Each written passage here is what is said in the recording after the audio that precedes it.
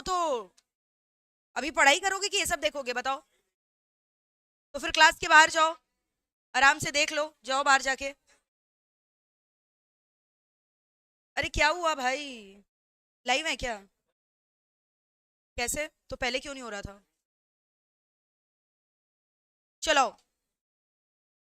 अरे तो अचानक से लाइव कर देता है हम लोग क्या बातचीत कर रहे हैं?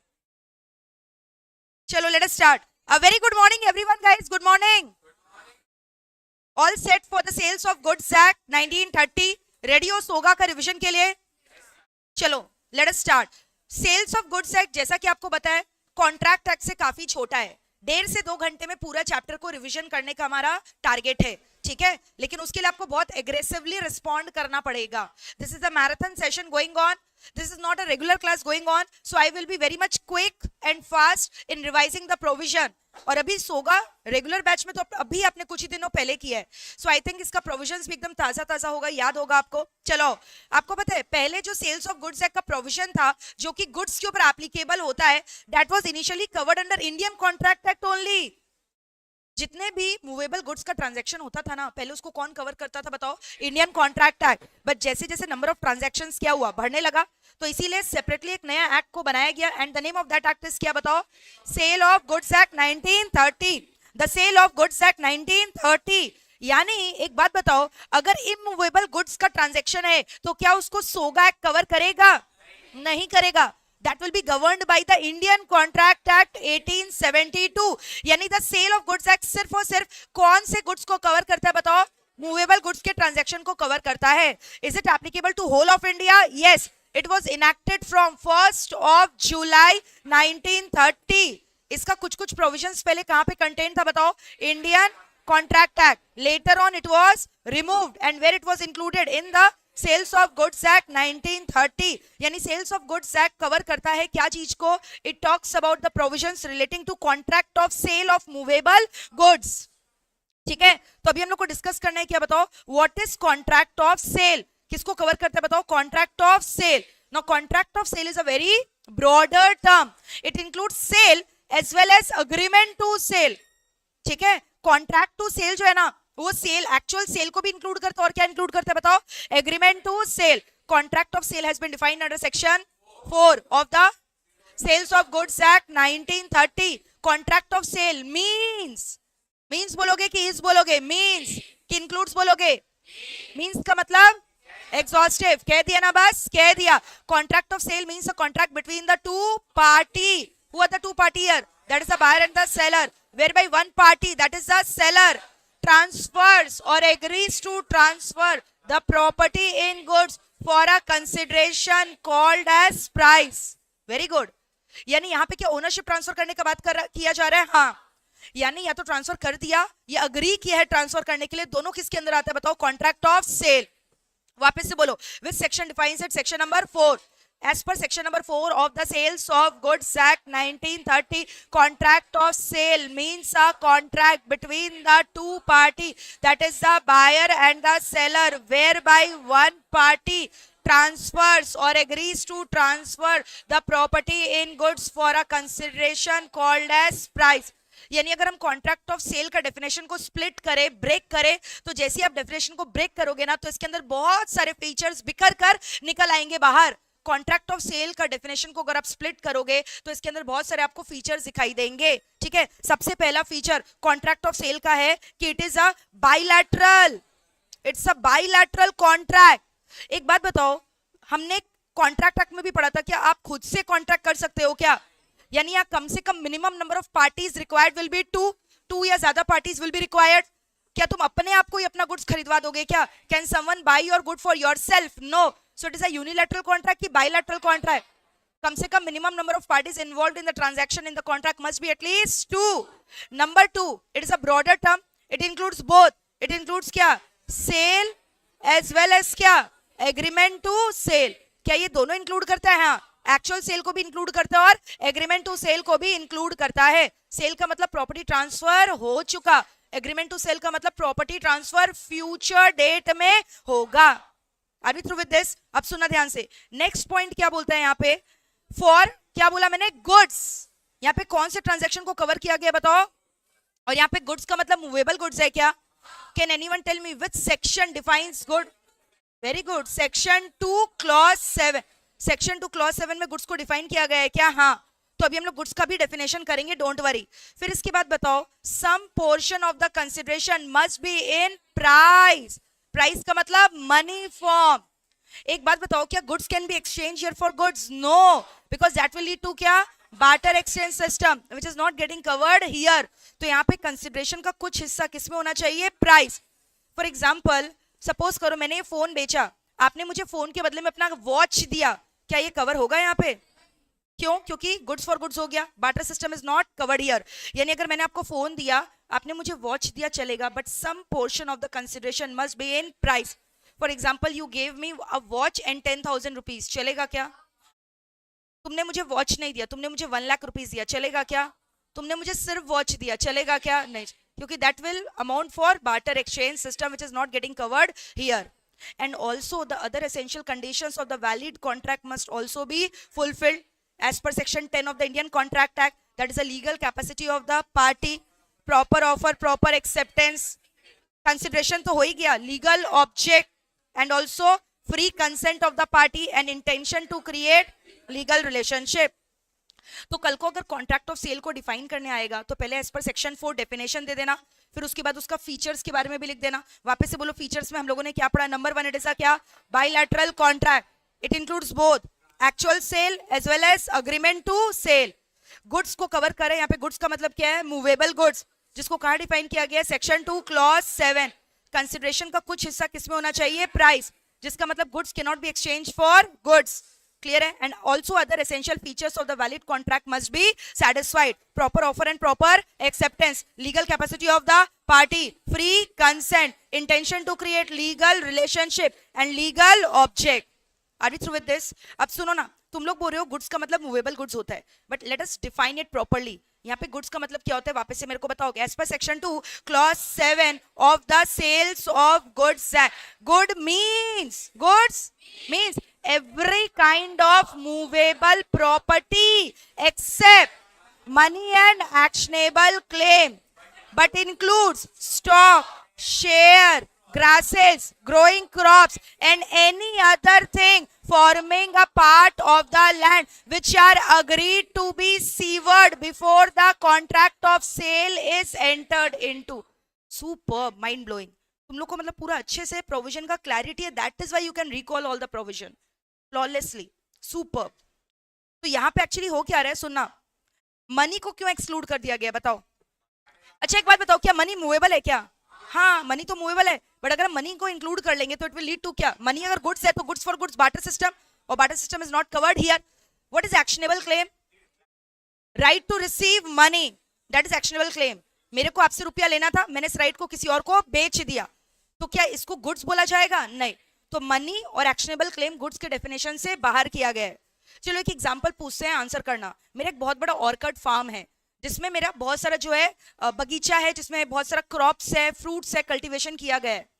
तो जो लैंड है ना, उसका वैल्यूएशन मैंने 1 CR किया है, और जो उसके ऊपर एप्पल, ऑरेंज, ऑर्गेनिक फ्रूट्स है, उसका वैल्यूएशन किया 20 lakhs and the contract has been done.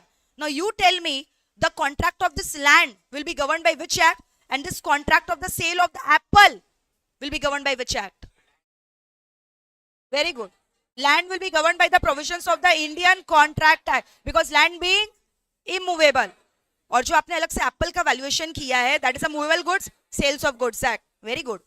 But suppose करो मैंने इसको ना सेग्रीगेट नहीं किया, मैंने एप्पल का वैल्यूएशन को सेपरेट नहीं किया, सेपरेटली आइडेंटिफाई नहीं किया, मैंने बोला पूरा मिलाकर बगीचा, और बगीचा में जितने भी फ्रूट्स, फ्लावर्स है, सब मिलाकर वैल्यूएशन 1.2 CR है, then it will be governed by Indian Contract Act.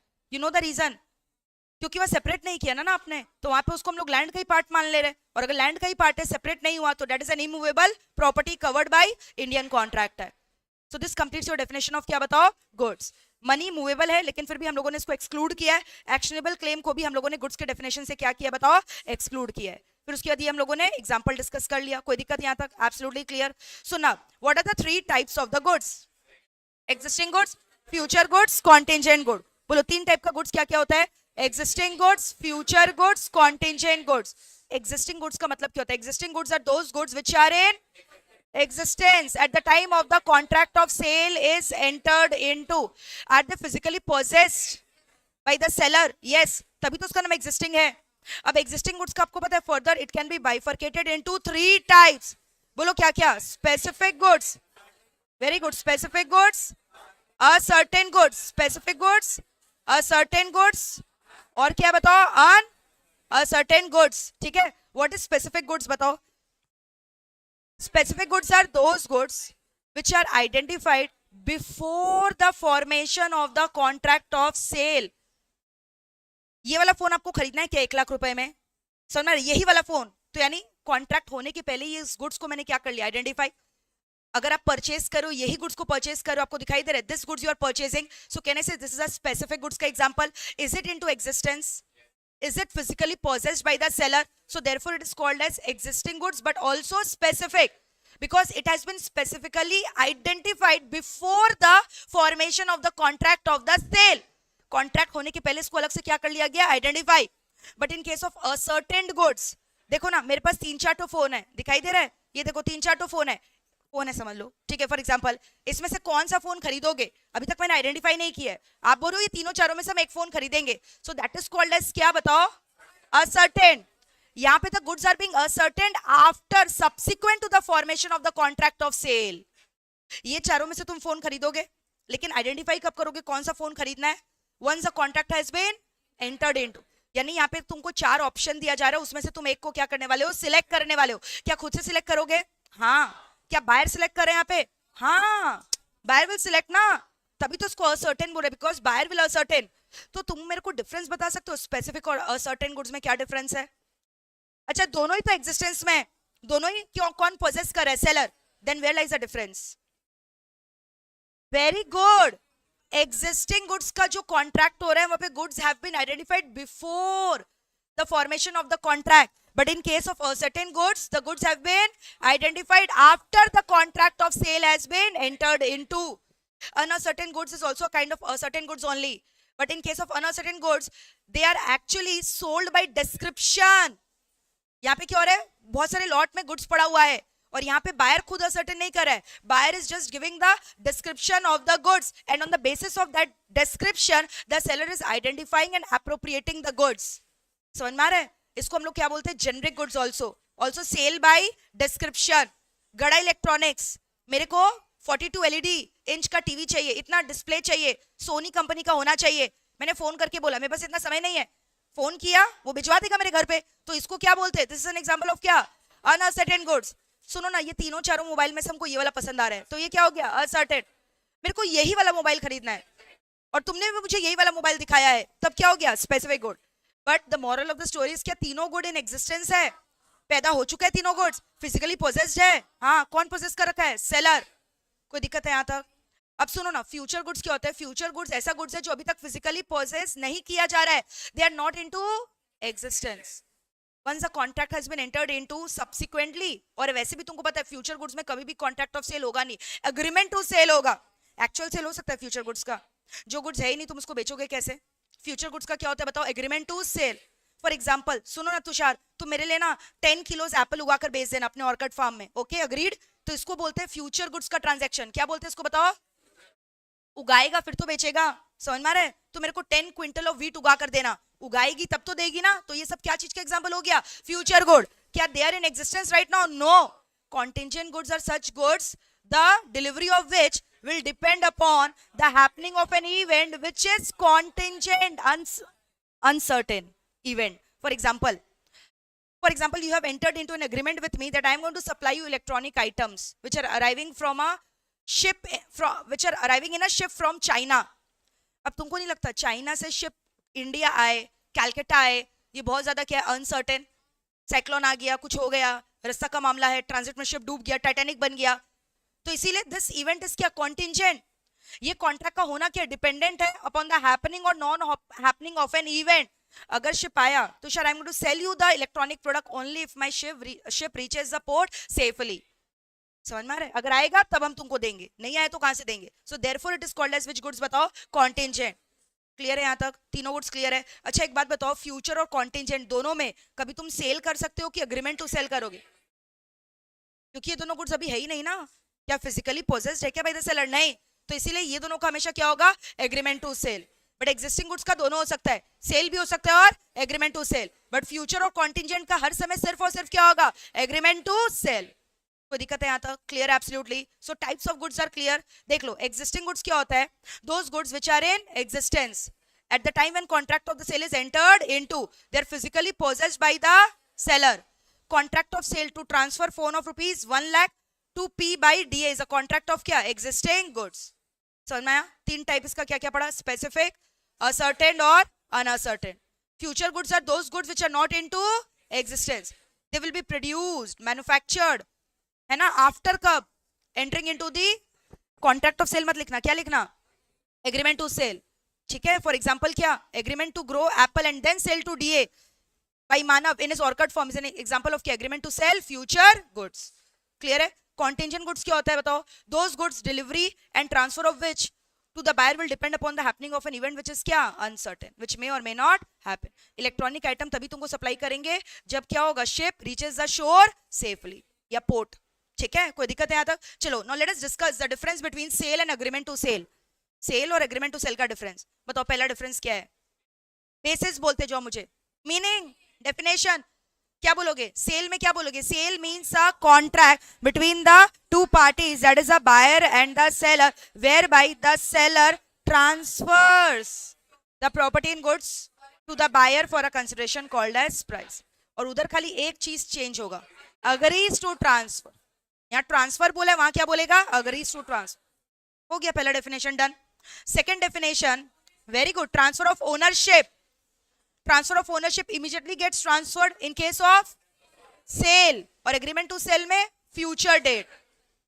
Same for the risk. जैसे ही transaction हुआ, sale, risk भी क्या चला गया? बायर के पास. But क्या agreement to sell में risk क्या बायर के पास जाता है? It remains with the seller. It will be transferred on a future date. तीनों डिफरेंस क्लियर है? फिर उसके बाद मेरे को बताओगे पॉइंट नंबर 4, इंसॉल्वेंसी. चलो इंसॉल्वेंसी पहले डिस्कस कर ले रहे हैं. पहले ब्रीच बोलोगे? चलो ब्रीच बोलो. Breach of contract done by the seller. क्या होगा बताओ? अगर सेलर ने ब्रीच किया तो बायर क्या करेगा? sue the seller for the goods as well as for the damages. But in case of agreement to sale, agreement हुआ ना, तो आप गुड्स के लिए स्यू नहीं करोगे, आप सिर्फ डैमेजेस के लिए स्यू करोगे. वैसे ही breach by the buyer, buyer ने ब्रीच किया है तो सेलर बायर को स्यू करेगा for price as well as damages. But agreement to cell में सिर्फ और सिर्फ किसके लिए? डैमेजेस. प्राइस के लिए स्यू नहीं करे. देखो, ब्रीच बाय सेलर हो रहा है तो क्या होगा? बायर स्यू करेगा क्या चीज के लिए? गुड्स के लिए भी और damages. But agreement to cell में सिर्फ और सिर्फ किसके लिए? डैमेजेस. बायर अगर ब्रीच कर रहा है तब in that case goods, sorry, buyer अगर ब्रीच कर रहा है तो सेलर क्या चीज के लिए स्यू करेगा? Price and damages. और वहां पे क्या? खाली डैमेजेस. तुमको नहीं लगता सेल बहुत वाइडर टर्म है, ब्रॉडर टर्म है? अगर तुमने सेल कर लिया है तो वहां पे हक ज्यादा मिलेगा ना, राइट्स वहां पे ज्यादा होगा कि नहीं? तो एग्रीव्ड पार्टी का जो राइट्स होता है in case of sale will be just in rem, right against the whole world. But in case of agreement to sale it is just in persona, right against only the specific person. समझ में आया? इसका मैंने तुमको example दिया था wife और girlfriend का, याद करो. अगर मान लो तुम्हारा जो, सपोज करो फॉर एग्जांपल, तुम्हारा जो बेटर हाफ है वो चला गया, तब तो वाइफ को तो सारा लीगल राइट्स मिल जाएगा ना उसका प्रॉपर्टी में, लेकिन क्या गर्लफ्रेंड को मिलता है क्या? नहीं. तो वही तो डिफरेंस है सेल और एग्रीमेंट टू सेल. सेल मतलब हो चुका है, एग्रीमेंट टू सेल में भी कुछ कंफर्म नहीं था, तो इसलिए वहां पे तुम सबको स्यू नहीं कर सकते. अब वाइफ तो क्या करेगी बताओ ना? पुलिस तक, अदालत तक, सब जगह चली जाएगी ना क्लेम लेने. बट क्या गर्लफ्रेंड जा सकेगी क्या उसका बॉयफ्रेंड का डेथ में मेरे को प्रॉपर्टी में हिस्सा दो? नहीं ना. तभी इसलिए वहां राइट क्या है? छोटा राइट है. एग्रीमेंट टू सेल में छोटा राइट है, जस्ट इन पर्सोना. ठीक है? और इधर में क्या right is huge, just in rem against the whole world. In case of, तुम समझो, in case of the death, in case of the death of the seller और द बायर, क्या लीगल रिप्रेजेंटेटिव को कॉन्ट्रैक्ट परफॉर्म करना पड़ेगा? हाँ, in case of sale. But क्या वहां पे आप लीगल रिप्रेजेंटेटिव को पकड़ के परफॉर्म करवा सकते हो एग्रीमेंट टू सेल में? नहीं. क्लियर है? ये सब याद रहेगा. तो वही है, देखो, rights available just in rem, और यहाँ पे क्या? Just in persona. अब ये बात आपको अच्छे से पता है, सेल सिर्फ और सिर्फ किस गुड्स का हो सकता है? Exist. But agreement to sale किसी का भी हो सकता है, फ्यूचर का भी, एग्जिस्टिंग का भी और कॉन्टिजेंट का भी, which is a broader concept. Sale, अरे ज्यादा राइट्स कहां मिल रहा है? तो ब्रॉडर कौन हुआ, नैरो कौन हुआ, अग्रीमेंट टू सेल। क्लियर है, ये डायरेक्टली डिफरेंस आता है। तो अब डिफरेंस आएगा, बस खाली ऐसे ही लिखोगे क्या, you have to write down the basis and then the difference. In fact जब भी तुमको पता है सेल और अग्रीमेंट टू सेल का डिफरेंस आएगा ना, how should you start the answer, सबसे पहले आप सेक्शन 4 को डिफाइन करके आना। कॉन्ट्रैक्ट ऑफ सेल के अंदर दोनों है ना, तो एज पर सेक्शन 4 डिफाइन कर देना कॉन्ट्रैक्ट ऑफ सेल, फिर लिखना following points of differences can be obtained between sale and agreement to sale, और एक तरफ basis sale agreement to sale. Without basis marks कटेगा, बेसिस लिखना। हो गया यहां तक, कोई दिक्कत है? गुड्स का डेफिनेशन ऑल्सो डन, कोई भी डाउट है तो पूछो यहां तक। देख रहे हो ऑलमोस्ट हम लोगों ने यहाँ पे 2 लेक्चर अपना खत्म कर लिया है 20 मिनट में। हाँ, अरे रेगुलर बैच में तुम देखोगे तो आराम से हम लोग पढ़ते हैं ना एकदम अच्छे से, बट ये रेगुलर बैच तो नहीं चल रहा है ना, तो कुछ बच्चे ये मत बोला इतना फास्ट क्यों पढ़ा रहे हैं। अरे पढ़ा नहीं रहे, रिवीजन करा रहे हैं। वो अलग बात है कि मेरा रिवीजन भी ऐसा होता है कि एक नॉन जो है ना रेगुलर स्टूडेंट भी मेरा, वो भी बहुत बेनिफिट उठा लेता है इस रिवीजन से, and they and up scoring 88 in law. अभी ये रिसेंट मार्क्स ताजा ताजा कल ही आया बच्चे का, समझ में आ रहा है? उसका इंटरव्यू भी लेंगे, डालेंगे। खुशबू, खुशबू नाम की बच्ची है, खुशबू शाह। क्या बोल रहे हो? हाँ डाल देंगे। और इनफैक्ट पता है मैंने कुछ बच्चों को अपना ये भी बोला है कि आप मुझे ना अपना आंसर शीट मंगवा के दे दो। आंसर शीट ऑब्टेन कर सकते हैं ना आरटीआई से, फिर तुम लोग को एक ग्लिम्स दिखा देंगे, तो उससे you will gain the confidence कि कैसे इतना मार्क्स लाया जाता है, what should be the presentation of the answers. Okay चलो, बट उसको आते आते टाइम लगता है, ठीक है? हाँ, डिजिटल नोट्स ड्राइव में शेयर कर देंगे, डोंट वरी। टेलीग्राम चैनल में शेयर करेंगे, ड्राइव में नहीं। टेलीग्राम चैनल ज्वाइन कर ली हो क्या? कौन सा बताओ? दिव्या अग्रवाल मैम AIR 3, उसमें ऐड हो जाओ, वहां सारा नोट शेयर होगा। ओके चलो, अब हम लोग क्या डिस्कस करेंगे नेक्स्ट बताओ? Condition versus warranty. Again a very important topic, इससे क्वेश्चन भर भर के आता है, डायरेक्ट क्वेश्चन भी आता है, केस स्टडी क्वेश्चन भी आता है। सुना ध्यान से, what is condition, what is warranty? Condition is a stipulation, condition is a obligation which is essential to the main purpose of the contract। ये कॉन्ट्रैक्ट का मेन पर्पस है जिसकी वजह से तुम कॉन्ट्रैक्ट कर रहे हो। अगर यही नहीं रहा तो कॉन्ट्रैक्ट में रहने का ही क्या फायदा? ब्रीच ऑफ कंडीशन इतना बड़ा बात है कि जो एग्रीव्ड पार्टी है ही कैन स्यू द, बोलो, defaulter not only for damages but he can also repudiate the contract. सुनो ना, condition and warranty both can be implied and can be express. कुछ कुछ इंप्लाइड होता है, कुछ कुछ एक्सप्रेस। एक्सप्रेस वो होता है जो तुम लोग लिखते हो या फिर ओरली डिस्कस करते हो, बट इंप्लाइड मतलब हुआ बिना लिखे बिना डिस्कस किए भी, ये सब इंप्लाइड कंडीशन और वारंटी है जो कि एक बायर को मिलना चाहिए, और जो कि कौन देगा? सेलर। अगर ये ब्रीच हुआ तो बायर को बहुत सारा राइट्स मिलेगा। ब्रीच ऑफ कंडीशन एक बहुत बड़ा ब्रीच है जो कि बायर को, एग्रीव्ड बायर को राइट देता है कि वो कॉन्ट्रैक्ट को ना ओनली कैंसिल करे but can also sue the seller for damages. अभी हम लोग पढ़ेंगे क्या क्या इंप्लाइड कंडीशन होता है जिसका अगर ब्रीच होगा तो तुम सेलर को छोड़ना नहीं, एकदम ठोक डालना। सेलर को क्या करोगे? डैमेजेस के लिए स्यू करोगे, and also you are going to cancel the contract, repudiate the contract, rescind the contract, walk out of the contract. Who will do so? The aggrieved buyer. किसके अगेंस्ट करेगा? Seller. समझ में आया? वापस से बोलो, condition is a stipulation. What is condition? Condition is a stipulation which is essential to the main purpose of the contract. Condition is a stipulation which is essential to the main purpose of the contract. अगर condition का breach हुआ, ये इतना बड़ा बात है कि aggrieved buyer को हक मिलेगा to treat the contract as repudiated and also sue the seller for damages। समझ में आया? फॉर एग्जाम्पल सुना ध्यान से, क्या हुआ? आयुष रेस्टोरेंट में खाना खाने गया, बोला कि एक चाउमीन ऑर्डर करते हैं। चाउमीन ऑर्डर किया, समझ में आ रहा है? एग चाउमीन ऑर्डर किया। कौन सा चाउमीन बताओ? Egg chow mein. पता है किसका एग आ गया उसमें? कॉकरोच का। कॉकरोच भी है, कॉकरोच का एग भी है, सब लहरा रहा है, बलखा रहा है, एकदम भाग रहा है पूरा, समझ में आ रहा है? चाउमीन में। यू अंडरस्टैंडिंग क्या हो रहा है इसके साथ? अब ये देखा भी नहीं, इसको लगा कोई नया स्टाइल का कुछ होगा। प्रेजेंटेशन आजकल सब अलग अलग होता है ना, देखते हो आजकल रेस्टोरेंट में पूरा धुआं निकलने लगता है खाना से, होता है ना वो सब। अरे वो आइस का वो लोग करते हैं ना, वो क्या बोलते हैं उसको, नाइट्रोजन वगैरह छिड़क देता है, देखे हो क्या कभी? तो इसको लगा ये भी कुछ नया कलाकारी होगा, समझ में आ रहा है? कुछ 3D फोटो होगा, हमको ऐसा दिख रहा है, मतलब ऐसा होगा नहीं, रियलिटी में हमको ऐसा दिख रहा है, कुछ 3D ऐसा कुछ स्ट्रक्चर होगा। अब खाना चालू किया, अब जैसे ही खाया इसका हालत पूरा खराब हो गया, समझ में आ रहा है? पूरा मतलब जो रनिंग कॉकरोच है ना इसके मुंह में भी रन करने लग गया। जस्ट इमेजिन, मतलब कितना खराब लग रहा है, समझ में आ रहा है? हाँ प्रोटीन रहता है माना मैंने, बट तुम कॉकरोच ऑर्डर तो नहीं किया था ना। कॉकरोच ऑर्डर करता तो तुम वो भी खा लेते, हमको पता है तुम्हारा ऐसा है। बट तुम तो बेचारा चाउमीन का टेस्ट ढूंढ रहा था ना, और टेस्ट आ गया इसको कॉकरोच का, और इसको पता था कॉकरोच का टेस्ट कैसा होता है, इसलिए पहचान लिया तुरंत इसमें कॉकरोचेस। You understanding? तो अब तुम मेरे को एक बात बताओ, इसका बात छोड़ो, तुम लोग खा पाएगा कैसा चाउमीन? चाउमीन को सीधा उठाकर फेंकेगा शेफ के मुंह पे, वेटर के मुंह पे, सोशल मीडिया में पूरा पोस्ट वगैरह डालेगा, रेस्टोरेंट को बंद करवा देगा, यस और नो? तुम सोचो यार, ये कोई छोटा मोटा बात नहीं है। तुम्हारा मेन पर्पस जो तुम वहां करने गए थे, तुम क्या करने गए थे? कॉकरोच खाने की चाउमीन खाने? क्या वो पूरा किया गया? तो ये ब्रीच ऑफ कंडीशन है, और ये इतना बड़ा ब्रीच है कि एग्रीव पार्टी को क्या राइट मिलेगा, बायर को क्या राइट मिलेगा? He will cancel the contract and also sue for damages. Ma'am damages क्या हुआ? अरे कॉकरोच मुंह में खा लिया, उसका धर्म भ्रष्ट हो गया, प्लस उसके बाद बहुत सारा उसको मेडिकल खर्चा इनकर करना पड़ा, अपना बॉडी का ट्रीटमेंट करवाना पड़ा, पूरा मुंह वगैरह धोना पड़ा, बहुत खर्चा हो गया, तो खर्चा भी लेगा प्लस कॉन्ट्रैक्ट भी क्या कर देगा? कैंसिल। अच्छा ये कुछ पैसा देगा क्या? अरे नहीं, क्या बात करते हो, कॉन्ट्रैक्ट ही खत्म हो गया तो पैसा किस बात का, बल्कि सामने वाले का गला पकड़ेगा। क्या चीज के लिए? डैमेजेस। क्लियर है? तो कंडीशन क्या मेन पर्पस है क्या? हाँ, कॉन्ट्रैक्ट का मेन पर्पस है जिसको फुलफिल करना एसेंशियल है। लेकिन सुनो ना, on the other hand what is warranty? Warranty is a stipulation, warranty is an obligation which is not essential to the main purpose of the contract, rather it is क्या? Collateral to the main purpose of the contract.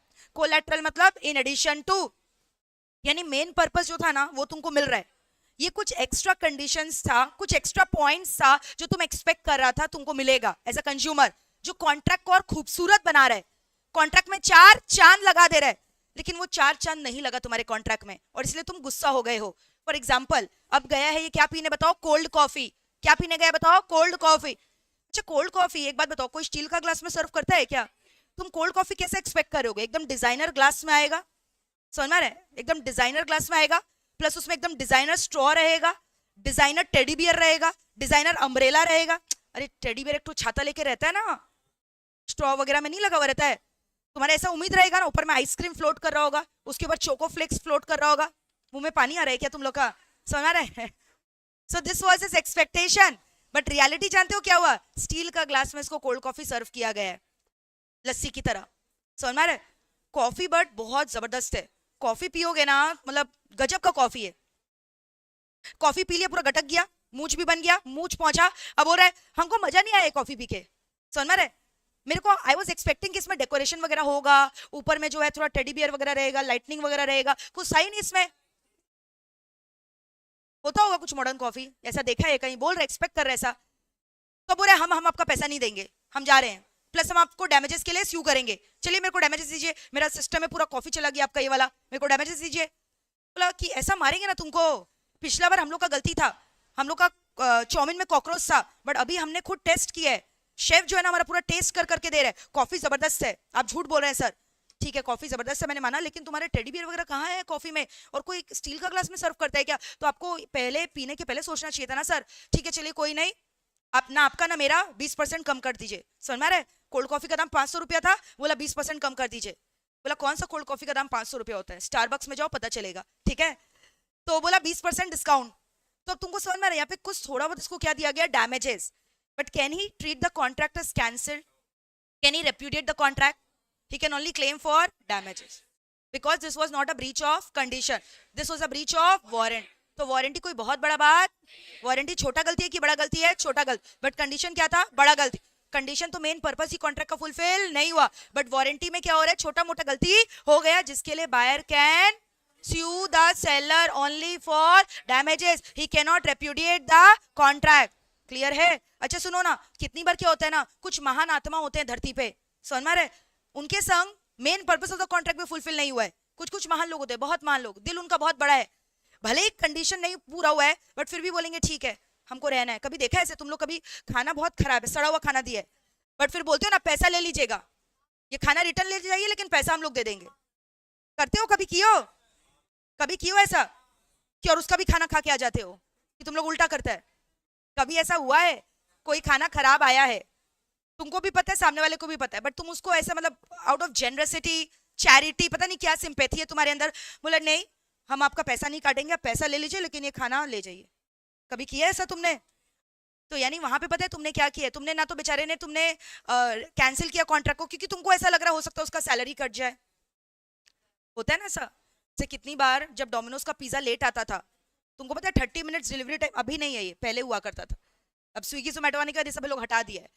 पहले क्या होता था, 30 minute से 1 minute भी late होगा ना, तुमको पिज्जा पूरा फ्री में देता था। और तुम लोग जानबूझ के लेट करवाता था, गलत एड्रेस वगैरह दे देता होगा गली मोहल्ला का, ढूंढते रहे 30 मिनट से ज्यादा हो, फ्री का पिज्जा खाए। लेकिन कभी कभी कुछ बच्चे ऐसे भी किए होंगे कि सोचते होंगे डिलीवरी बॉय का सैलरी से कटेगा, तो इसीलिए पिज्जा ले लो, पैसा दे दो। और वो पिज्जा तुमको शायद नहीं भी भाई, ठंडा हो गया, बासी हो गया, फिर भी तुम लोग रख लेता था और पैसा दे देता था। ऐसा कभी दिलदार दिल रखे हो? ठीक है, तो अब सुनो ना, क्या होता है ना, कितनी बार ब्रीच ऑफ कंडीशन हुआ है, लेकिन कुछ लोग इतने दिलदार होते हैं ना, वो बोलते हैं कोई नहीं, मुझे कॉन्ट्रैक्ट में रहना है। जैसे आयुष बोल रहा था ना, कॉकरोच में प्रोटीन है, बोला कोई नहीं, हम कॉकरोच वाला चाउमीन खाएंगे, बस थोड़ा बहुत डैमेजेस दे देना मेरे को, I don't want to rescind the contract. यानी तुमको मतलब समझ में आ रहा है, ब्रीच ऑफ कंडीशन को ब्रीच ऑफ वारंटी ट्रीट किया जा सकता है। क्या बड़ा गलती को छोटा गलती माना जा सकता है? हाँ, लेकिन क्या वाइस वर्सा हो सकता है? अब ये क्या बोल रहा है, सुनो, ये तो बेचारा कॉकरोच को भी खा लिया, और अब इसका जो है लस्सी खराब आया या कोल्ड कॉफी खराब आया, ये हो रहा है कि नहीं हम इसको ब्रीच ऑफ कंडीशन मानना चाहेंगे, हम इसको ब्रीच ऑफ वारंटी नहीं मानना चाहेंगे। अरे तुम होता कौन है? You are not allowed to do that. छोटा गलती को तुम बड़ा गलती कैसे मान सकता है? बेचारा ट्रैफिक सिग्नल का लाइट जो है ना, वो सिग्नल वो तोड़ दिया, तो उसके लिए उसको जेल में डाल दोगे? उसके लिए उसको उम्र कैद का सजा दिलवा दोगे? हट, छोटा गलती के लिए इतना बड़ा गलती का सजा नहीं मिल सकता। You understanding? क्या बड़ा गलती को छोटा गलती माना जा सकता है? क्या छोटा गलती को बड़ा गलती माना जा सकता है? क्या ब्रीच ऑफ कंडीशन को ब्रीच ऑफ वारंटी ट्रीट किया जा सकता है? क्या ब्रीच ऑफ वारंटी को ब्रीच ऑफ कंडीशन ट्रीट किया जा सकता है? नहीं। You understanding? क्लियर है यहाँ तक? तो वापस से बताओ, कंडीशन और वारंटी का कल को डिफरेंस आए तो क्या क्या लिख कर आओगे? नंबर 1 मीनिंग बोलो, क्या बोलोगे? Condition means a stipulation which is क्या, essential to the main purpose of the contract. Warranty means a stipulation which is collateral to the main purpose of the contract. Breach of condition अगर हो रहा है तो बोलो buyer को क्या right मिलेगा? To treat the contract as and also sue for damages. But breach of warranty में only sue for damages, cannot cancel the contract. Clear है? Breach of condition may be treated as, but breach of warranty can never be treated as breach of condition. Which is broader, breach of condition, which is narrower, breach of warrant. Are we through with this guys? कोई दिक्कत है यहाँ तक? अब सुनो, ये जो condition और वारंटी है ना, ये एक्सप्रेस भी हो सकता है और क्या हो सकता है बताओ? इम्प्लाइड। एक्सप्रेस मतलब क्या हुआ? बायर और सेलर ने म्यूचुअली एग्री करके कॉन्ट्रैक्ट में मेंशन किया है, यानी ये तो मेरे को मिलना ही चाहिए। बट जो कुछ नहीं भी लिखा है वो भी तुमको मिलेगा by virtue of implied condition and implied warrant. तो अभी हम लोग डिस्कस करेंगे बहुत सारा, क्या इम्प्लाइड कंडीशन, क्या डिस्कस करेंगे बताओ? Implied condition. Can anyone tell me? Implied condition as to क्या? Very good. Sell by title of the goods. Implied condition as to sale by sample, sale by description, sale by sample and description, sell by fitness and quality of the goods, sell as to merchantable quality and also wholesomeness. ये सारा जो तुमने बोला ये क्या था? Implied warranty की condition. Implied condition था, क्या था बताओ? Implied condition. तो अभी हम लोगों ने क्या क्या पढ़ा? Implied condition as to sale by title of the good, implied condition as to sale by sample, implied condition as to sale by description, sale by sample as well as description, sale by fitness और quality, sale as to merchantable quality, wholesomeness of the goods. सुना ध्यान से। For example क्या हुआ ना, suppose करो तुम लोग कपड़ा खरीदने के लिए शॉपर स्टॉप में गया, समझ में आ रहा है? अब क्या तुम ये जाकर पूछोगे चोरी का माल है क्या ये कपड़ा जो आप बेच रहे हो? ये तो तुम्हारा डीम्ड है ना, अज्यूम्ड है कि जो सामने वाला कपड़ा बेच रहा है he is the owner, legal owner of that particular goods that is being sold to you. Owner से ये जाकर पूछोगे चोरी का माल तो नहीं है ना, तुम्हारा है ना, चोरी का माल तो नहीं भेज रहे हो? तो अगर ऐसा करोगे तो तुमको नहीं लगता तुमको उठाकर बाहर फेंक दिया जाएगा? तो ये तो हम लोग अज्यूम करते हैं ना एज अ बायर कि सामने वाला जो गुड्स बेच रहा है वो उसका टाइटल ओन करता है, यस और नो? लेकिन गलती से कुछ ऐसा हो गया, तुम आयुष से गाड़ी खरीद लिए और तुमको तो पता है इसको चोरी करने में नंबर 1 है, चोरी वाला गाड़ी तुमको बेचा है, चोरी वाला गाड़ी तुमको बेचा है, लेटर ऑन तुमको ये बात पता चला, तुम क्या करोगे? इसके पास गए, बोले ये गाड़ी हमको नहीं लेना, रखो। ये क्या बोल रहे? नहीं पहले पूछना चाहिए था, हम चोरी का बेच रहे हैं कि अपना बेच रहे हैं, पहले क्यों नहीं पूछा? आपका गलती, हम कोई पैसे वगैरह नहीं देंगे आपको रिटर्न, और डैमेजेस के लिए भी हम आप मेरे को स्यू नहीं कर सकते। बताओ, is he correct? Is the seller correct in his contention की रॉन्ग? रॉन्ग। भले ये कॉन्ट्रैक्ट में नहीं लिखा हुआ है but this is an implied condition which needs to be fulfilled. Condition as to क्या? सेल बाय टाइटल, यानी इन दिस केस जो एग्रीव्ड बायर उसके पास क्या राइट है? to treat the contract as repudiated and also sue the seller for damages. समझ गए यहां तक? सुनना, नेक्स्ट क्या है? Sale by sample. What is sale by sample? मैंने तुमको सैंपल में ये वाला फोन दिखाया. फोन कौन सा? आईफोन है. आईफोन है, ठीक है. फोन पसंद आया. कितना फोन चाहिए जल्दी बोलो. 1 लाख फोन चाहिए. इतना नहीं है मेरे पास, स्मगलिंग नहीं करते हैं. 5 फोन चाहिए. अच्छा, 1 लाख रुपया का 5 फोन. बहक गई बच्ची, ठीक है. 1 लाख रुपया का 5 तो फोन चाहिए, तो ठीक है. What is your name? Priya को 5 आईफोन चाहिए 1 लाख रुपया का. यही वाला तो देख लो. अच्छा एक बात बताओ, ये सैंपल को क्या एग्जामिनेशन करने का इसको मौका दिया गया है? हाँ. जो बायर है ना, प्रोस्पेक्टिव बायर, ये सैंपल को पूरा अच्छे से देखी है. She has reasonably examined the sample. समझ में आया? अब सुना क्या हुआ. घर चली गई. घर पे पता है इसके पीछे कौन सा फोन गया है? बताओ कौन सा फोन गया है? कौन सा गया है? थोड़ा सा तो यार अपग्रेड करो. इंडिया का है, ठीक है. चलो, लावा का फोन भेजे हैं. समझ में रहा है? आईफोन दिखाकर इसको फोन क्या भेजे हैं? लावा. बहुत एक्साइटिंगली जो है लावा का फोन खोली, फिर उसके बाद देख रही है वहां पे, अरे एप्पल का स्टोर खुल ही नहीं रहा, एप्पल का स्टोर खुल ही नहीं रहा. समझ में रहा है? तो वहां पे क्या खुल रहा है? एंड्रॉइड खुल जा रहा है ना. You understanding? iOS का खुल रहा है कि एंड्रॉइड खुल जा रहा है? एंड्रॉइड. अब इसका दिमाग खराब हो गया. अब मेरे को बोलिए मैम सैंपल तो आप कुछ और दिखाए. एक बात बताओ, तुम मेरे को प्रिया ये थोड़ी बोली थी सैंपल वाला फोन चाहिए. हम तो बस तुमको सैंपल दिखाए थे. तुम मेरे को कब मेरे को बोली कि तुमको सैंपल वाला ही फोन चाहिए? मेरे पास जो फोन था हम बेच दिए तुमको. बोले अरे क्या ढोंगी है, क्या फरेबी लोग हैं लोग. जो दिखाएगा इंसान वही ना बेचेगा. कॉन्ट्रैक्ट में तो कहीं नहीं लिखा है कि हम जो दिखाएंगे वो बेचेंगे. अरे लिखने का दरकार नहीं है. सेल्स ऑफ गुड्स एक्ट जाकर पढ़िए, वहां पे लिखा हुआ है this is an implied condition as to sale by sample. भले ही लिखा हुआ नहीं है, भले ही मैंने आपको ओरली नहीं बोला, बट ये इम्प्लाइड है आपकी तरफ से कि आप जो सैंपल दिखा रहे हो वही मेरे को बेचोगे. The bulk should correspond with the sample. The bulk should correspond with the, and therefore I'm going to sue you for damages. और ये लावा का फोन जो है ना, आप रखिए अपने पास.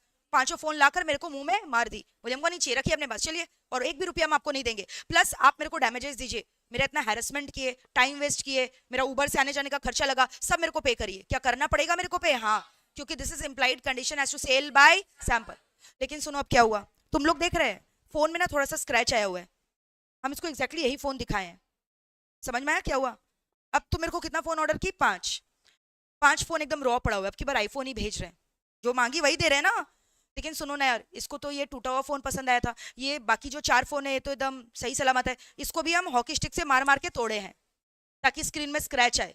बोलिए ना सैंपल वाला फोन चाहिए. 5 तो टूटा हुआ फोन भेजे हैं इसको. अब हम समझ में आ रहा है?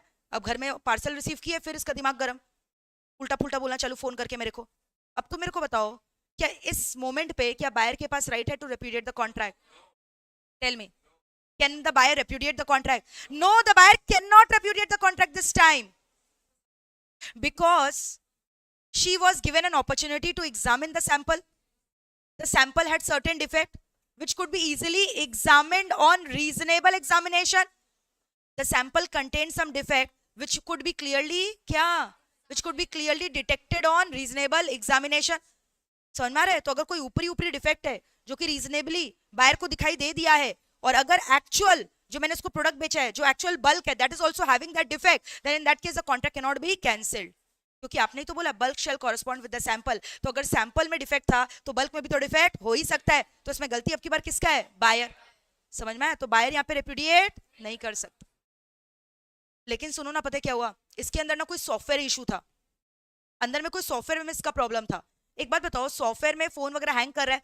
अब ये तो फोन को बस ऐसे देख ली ना, कि इसको पता चलेगा अंदर का कोई डिफेक्ट है? तुमको नहीं लगता अब की बार जो डिफेक्ट है, it's a latent defect, it's a hidden defect, it's an apparent defect की हिडन डिफेक्ट? हिडन का और एक नाम क्या होता है? लेटेंट.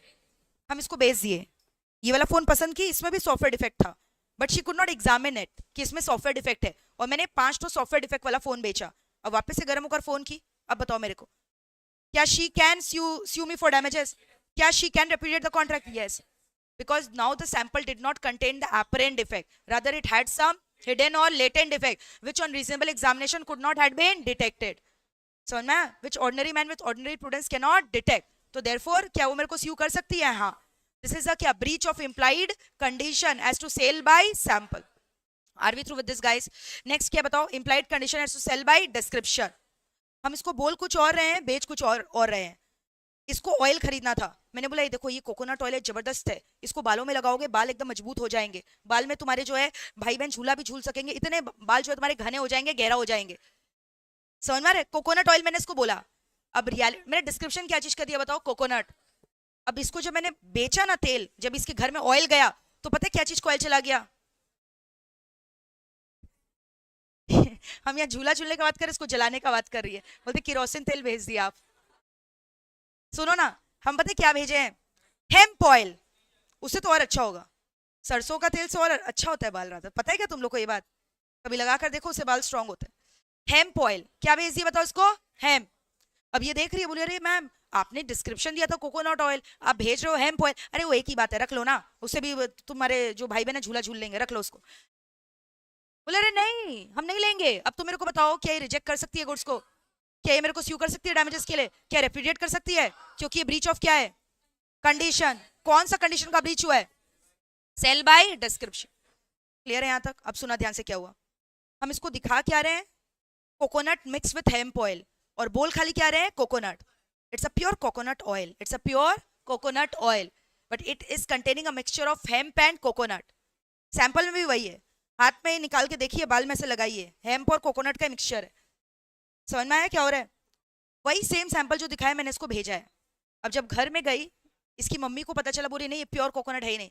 मम्मी लोग को तो पता चल जाता है ना, बोले नहीं कोकोनट नहीं, इसमें हेम्प मिक्स्ड है। बोले अच्छा। फिर मेरे पास भागी भागी आई, बोले मैम आप मुंह से कोकोनट बोल रहे थे ना। हाँ हम बोल रहे थे, बट हम जो तुमको दिखाए हैं वही भेजे हैं, तुम देख लो। बोले नहीं ऐसे नहीं होता, आप जो बोल रहे हो और जो दिखा रहे हो वो दोनों क्या होना चाहिए, मैच करना चाहिए। ये हो गया implied condition as to sale by sample and description. भले ही मैंने इसको सैंपल में वही ऑयल दिखाया, बट मैंने मुंह से तो कोकोनट बोला ना, तो इसको भी ब्रीच ऑफ कंडीशन माना जाएगा क्या? हाँ। Can she sue me for damages, can she repudiate the contract? हाँ। कोई दिक्कत है यहाँ तक? अब सुनना, held in the case of Priest versus Last, held in the case of. अब यहाँ पे जो बायर है ना, he relied on the skill and judgment of the seller, and he demanded hot water bottles from the seller, and the seller was a chemist who was dealing into this hot water bottle business. वापस से सुना क्या हुआ, buyer की बीवी बीमार थी, buyer भागा भागा गया हॉट वाटर लेने, हॉट वाटर बॉटल लेने, क्या लेने बताओ, hot water bottle, chemist shop में। और उसको बोला मेरी बीवी बीमार है, मेरे को हॉट वाटर बॉटल चाहिए, डॉक्टर ने रिकमेंड किया है। और वो केमिस्ट का यही काम था, क्या ये सब बेचता था? हाँ। और क्या बायर ने उसके स्किल और जजमेंट में रिलाई किया क्या? हाँ। तो it is a duty of the seller to give him the right goods as per the convenience, as per the requirement of the buyer. But unfortunately, instead of giving hot water bottle, he gave him the cold water bottle. And later on what happened, जैसे ही क्या हुआ, hot water cold water में डाला गया bottle में, क्या हुआ, the bottle busted, the बीवी also busted. समझ में आ रहा है? और फिर उसके बाद क्या हुआ, बीवी को बहुत ज्यादा मेडिकल इंजरी हो गया, जिसकी वजह से expenses was incurred, huge medical expenses was incurred. Now you tell me, क्या यहाँ पे जो seller है उसका गलती था कि नहीं था? इसको बोलते हैं ब्रीच ऑफ के implied condition as to sale by fitness और quality. So when the buyer relies on the skill and the judgment of the seller, and the seller also deals with that good, then it is a duty of the seller to satisfy the buyer with the right choice of the goods as per his needs. Otherwise the buyer will not be held liable, rather the seller will be held liable for breach of implied condition as to sell by fitness or quality, where the buyer can क्या cancel the contract and also sue the seller for damages. संभाल लियो, held in the case of, बोलो held in the case of क्या, Priest versus Last. Implied condition as to merchantable quality, बहुत बुरा हुआ आयुष के संग। सुना, आयुष गया था क्या खरीदने के लिए, कॉटन ट्राउजर, क्या खरीदने के लिए, कॉटन ट्राउजर। और कॉटन ट्राउजर के नाम पे इसको जंगली फूल का ट्राउजर दे दिया गया, और वहीं से पहन के चला गया इंटरव्यू लेने के लिए, देने के लिए। समझ में आ रहा है? अब इसका जॉब लगने वाला था, इंटरव्यू देने जा रहा है, रस्ते में जंगली फूल का पैंट पहन के भागा भागा गया। अब रस्ते में तुमको पता है उसका रिएक्शन चालू हो गया जंगली फूल का, रस्ते में भयानक वाला इसका इचिंग मचा। मतलब बेचारा, तुम समझो यार, यहाँ पे इसका इंटरव्यू राउंड स्टार्ट होने वाला है, ये राउंड टेबल कॉन्फ्रेंस है, यहाँ पे जो है 3 तो बड़े बड़े जो है एचआर मैनेजर लोग बैठे हैं इसका इंटरव्यू लेने, और ये इधर में खड़ा है। अचानक से ऐसा भयानक वाला इसको इचिंग मचा, out of the control, pant वगैरह सब इसको निकालना पड़ा हाथ में, समझ में आ रहा है? और इसका पूरा ऑफिस के सामने इसका इज्जत का धजिया उड़ गया। वो लोग भी एकदम हक्के बक्के हो गए कि क्या हुआ है, what kind of an insane personality is, how did he clear his professional degree courses। समझ में आ रहा है? सब सोच में आ गए एकदम। अब ये पैंट को लेकर भागा भागा रनिंग क्लास में घुस गया। तुम लोग को हम यहाँ पे मैराथन ले रहे थे, आकर ऐसे पैंट फेंक दिया, बोला मैम ये आपके कंपनी का पैंट है, रखिए इसको, कैसा पैंट बेचते हो? हम बोले यार संभालो यार, what are you doing, guards please. कुछ लेकर आइए इसके लिए, समझ में आ रहा है, पर्दा वगैरह लेकर आइए जल्दी से। क्या हालत हो रखा है यार ये। बोला नहीं मैम बहुत हुआ आपका, अब तुम मेरे को बताओ क्या ये मेरे को डैमेजेस के लिए स्यू कर सकता है, क्या ये कॉन्ट्रैक्ट को रेप्यूडिएट कर सकता है। हाँ, क्योंकि एक बात बताओ, एक नॉर्मल बंदे से अगर आप कपड़ा खरीदो तो कपड़ा का क्वालिटी तो अच्छा होना ही चाहिए। ऐसा नहीं था इसको कोई एलर्जी था, समझ में, कपड़ा ही बेकार था, कपड़ा का क्वालिटी ही रद्दी था, जिसकी वजह से इसको एलर्जी डेवलप हो गया। सो दिस इज क्या, implied condition as to merchantable quality का ब्रीच। लेकिन अब की बार पता है क्या हुआ नेक्स्ट टाइम, सुनना अब इसमें मेरे को बताना, क्या इस केस में आयुष स्यू कर पाएगा क्या। आयुष, अरे सुन तो लो, आयुष को सिल्क से एलर्जी है। किससे एलर्जी है बताओ, सिल्क। और मेरे पास आया, मेरे को बताया नहीं किसको सिल्क से एलर्जी है। इसको कौन सा पैंट सप्लाई किया गया, सिल्क। समझ में आ रहा है? फिर रस्ते में वही रिपीट हुआ, रिपीट एपिसोड वापस से बताने अच्छा नहीं लगता है ना, शर्म आता है, इसको भी शर्म आता है, समझो तुम लोग। सेम चीज रिपीट हुआ। अब तुम मेरे को बताओ कि इन दिस केस ये मेरे को स्यू कर सकता है क्या। अब की बार मेरा कपड़ा डिफेक्टिव नहीं था, इसका बॉडी डिफेक्टिव था। समझ रहे हो क्या, गलती कपड़ा का था कि इसका था, इसका बॉडी का। इसको बताना चाहिए था ना ये बात कि इसको he is allergic to silk, क्या इसने बताया ये बात। सो इन दैट केस क्या मेरे को स्यू कर सकता है।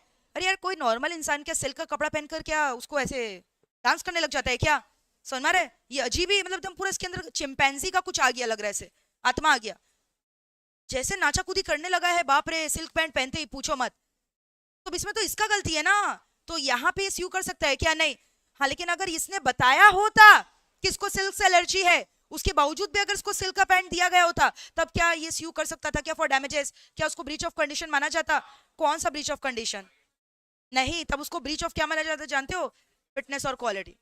क्योंकि he has made the purpose known to the seller, he relied on the skill and judgment of the seller and the seller did not provide him the goods as per his requirement। Difference है, समझ में आ रहा है, breach है लेकिन अब की बार कौन सा, फिटनेस और क्वालिटी। क्लियर है यहाँ तक, क्योंकि ये सिल्क कपड़ा में थोड़ी कोई क्वालिटी खराब है जो तुम बोल रहे हो मर्चेंटेबल क्वालिटी, क्वालिटी तो अच्छा ही है। ठीक है, अब सुनना क्या हुआ। अब क्या हुआ, आयुष गया ब्रेड खरीदने, ब्रेड में पूरा फंगस लगा हुआ है, इसको लगा कोई नया ट्रेंड का ब्रेड आया है, ग्रीन कलर का ब्रेड आया, इसको लगा, घर में लाया, वो ब्रेड खा लिया और एकदम पत्थर जैसा हो रखा था। फिर इसको लगा कि कुछ ट्रेंड चल रहा होगा कड़ा ब्रेड खाने का, तुम लोग तो ऐसे भी कुछ भी अनसन ट्रेंड को मान लेते हो ना, तो Ayush is one of them, तो उसने भी मान लिया। अब जैसे ही वो तोड़ा ना ब्रेड को, उसका दांत भी उसके संग टूट के निकला बाहर। अब तुम मेरे को बताओ, कैन यू एक्सपेक्ट कि ब्रेड में ऐसा फंगस लगा हुआ रहे। अब भागा भागा शॉपकीपर के पास गया, बोला I am going to sue you for breach of condition, now you tell me क्या ये स्यू कर सकेगा for breach of condition. Yes, क्योंकि जब भी तुम खाने पीने का सामान खरीदोगे तो इट इज इम्प्लाइड कि सामने वाला सेलर तुमको होलसम मील दे, होलसम गुड्स दे, हेल्दी क्वालिटी का गुड्स दे। तुमको क्या एक्सपायरी सामान देगा, क्या फंगस लगा हुआ देगा। वैसे milk carrying typhoid germs was being sold, after consuming that milk someone contracted typhoid, क्या in that case he can claim for damages, can he cancel the contract. कोई दिक्कत है यहाँ तक, because there was a breach of क्या, implied condition as to wholesomeness। Will are we through with this guys, clear है यहाँ तक, absolutely clear, कोई भी दिक्कत है, sure. So this completes your क्या implied condition। अच्छा सुनो ना, हम लोगों ने डिस्कस किया था क्या implied, क्या कंडीशन को वारंटी माना जा सकता है, can breach of the condition be treated as breach of warranty, yes or no। when, four cases, number 1 when the buyer himself elects to treat breach of condition as to breach of warranty, number 2 waiver, waiver, उसने wave of कर दिया, बोला नहीं यार जा जी ले अपनी जिंदगी, हमको तुमसे कोई डैमेजेस वगैरह नहीं चाहिए। Very good, contract is indivisible, हम नहीं बता पा रहे यार कि वारंटी है कि कंडीशन है। नंबर 4 डिक्री ऑफ कोर्ट, जब ऑर्डर ने, जब कोर्ट ने ऑर्डर पास किया है। देखो पढ़ो क्या लिखा हुआ है, ये अलग से क्वेश्चन आता है, read this. When breach of condition can be treated as breach of warranty, when the buyer elects to treat, court orders to treat, when the contract is indivisible, when the buyer is already waived off his right। बोलो कोई दिक्कत है यहाँ तक, sure, clear है। चलो अब हम लोग क्या करेंगे बताओ, वारंटी चार ठो है, कोई बता पाएगा, चार ठो implied breach of warranty, anyone, यहाँ आकर बताना पड़ेगा, जल्दी आओ, who will tell me, very quickly come and answer the 4 implied warranties।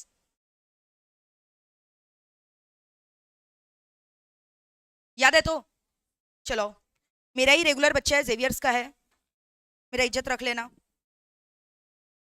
Undisturbed, नहीं मैम ठीक है, undisturbed position of the goods, undisturbed position of the goods, undisturbed position of the goods, implied warranty as to as the क्या ma'am जो pledge वाला था, non existence encumbrances, fitness और quality, disclosure of material dangerous facts, disclosure of nature of the goods, dangerous nature of the goods, implied warranty as to sale, undisturbed possession of the goods, implied warranty as non-existence of encumbrances, implied warranty as to sale by fitness or quality, or disclosure of dangerous nature of the goods. Excellent, very good. तो एक बार वापस से बोलोगे, everyone everyone should answer. बोलो, chart पे implied warranty हमने discuss किया। Number 1, implied warranty as to undisturbed possession of the goods, which means quiet possession of the goods. Number 2, implied warranty as to non-existence of encumbrances on the goods. ठीक है। Number 3, implied warranty as to disclosure of the dangerous nature of the goods. Number 4, implied warranty as to quality or fitness.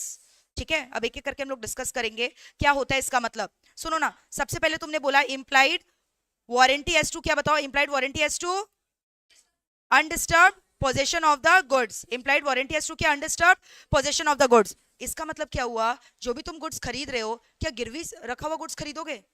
बोलो। कोई मान लो तुमको ऐसा goods बेच रहा है जिसके ऊपर ऑलरेडी कर्जा लिया हुआ है। फॉर एग्जांपल मान लो इसके एक ज्वेलरी है, ये अपना ज्वेलरी ना मनी लेंडर के पास गिरवी रखवा रखी है, और अभी तक मनी लेंडर का कर्जा चुका ही नहीं है, और वो गिरवी रखा हुआ ज्वेलरी तुमको बेच दी है, समझ में आया? और ड्यू डेट में क्या किया, पक्का डिफॉल्ट। अब मनी लेंडर क्या करेगा, पक्का ज्वेलरी तुमसे लेकर जाएगा। अब तुम्हारा क्या गलती है? तुम्हारा कोई गलती है? बोलो, आर यू एट फॉल्ट? तुमने तो पूरा पैसा देके सामान खरीदा है। अब तुमको क्या रेमेडी मिलेगा, बताओ, what remedy will you get here? तो बस दो ऑप्शन है, या तो तुम मनी लेंडर को लोन चुका दो, समझ में आ रहा है, और later on sue the seller for damages along with the money that you have paid, principal amount जो तुमने रीपे किया लोन का। या फिर तुम कॉल करोगे किसको, सेलर को, क्या ही सेलर, तुम अपना लोन जो कर्जा है ना उसको उतारो, समझ में आ रहा है?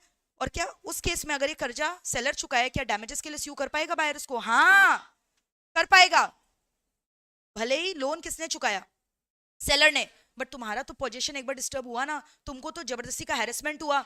ये क्या तरीका है, तुमको गिरवी किया हुआ सामान तुमको बेच दिया गया, ये तो गलत है। तो तुम अपने हैरेसमेंट के लिए क्या डैमेजेस के लिए क्लेम नहीं करोगे क्या? But can you cancel the contract? You can not, because this is not a breach of condition, rather this is a breach of warrant.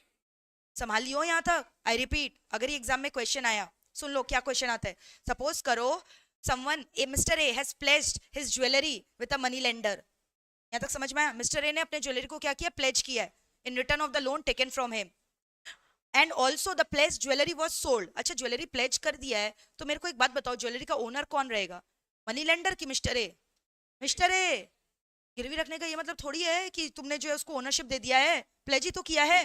वो तो जब तुम डिफॉल्ट करते हो तब वो तुम्हारा ज्वेलरी के ऊपर हक मार लेता है, बट अभी तो तुमने कोई डिफॉल्ट किया नहीं। Before the due date has arrived, तुमने वो जो प्लेज्ड ज्वेलरी है वो बेच दिया। किसको बेच दिया? इनोसेंट बायर को, बोनाफाइड बायर को। The buyer acted in good faith, he purchase for consideration.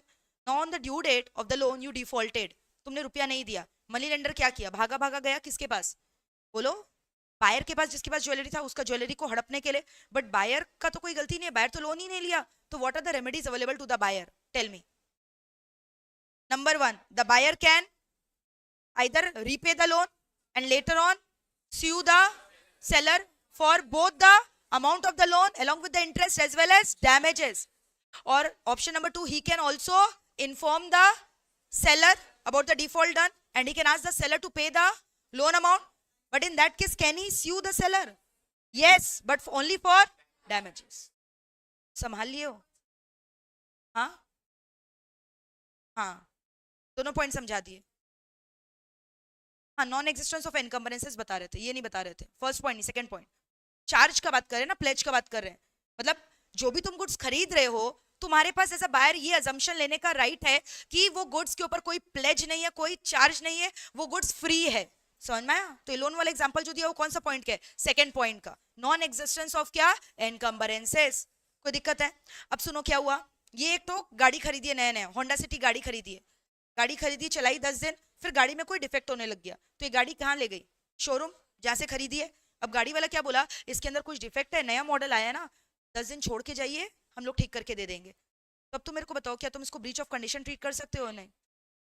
जब भी नया मॉडल आता है कुछ कुछ इंटरनल डिफेक्ट होता है और सामने वाला तुमको ठीक करके दे देता है, बट तुमको नहीं लगता 10 दिन बिना गाड़ी के तुम रहोगे तुम्हारे लिए सजा है?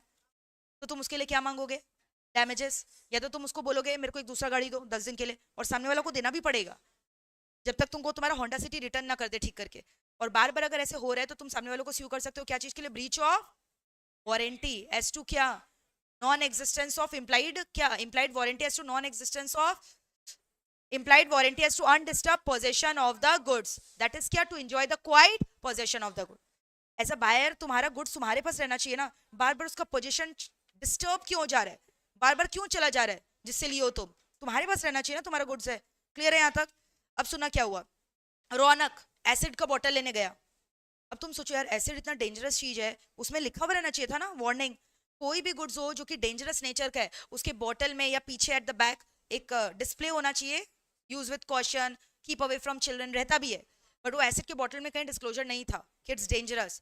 अभी आराम से बॉटल को उछालता हुआ खेलता कूदता हुआ ऐसे रास्ते में जा रहा है, अब बॉटल का थोड़ा सा ढक्कन ढीला था, एसिड लीक हुआ, हाथ में गिरा, हाथ जल गया इसका।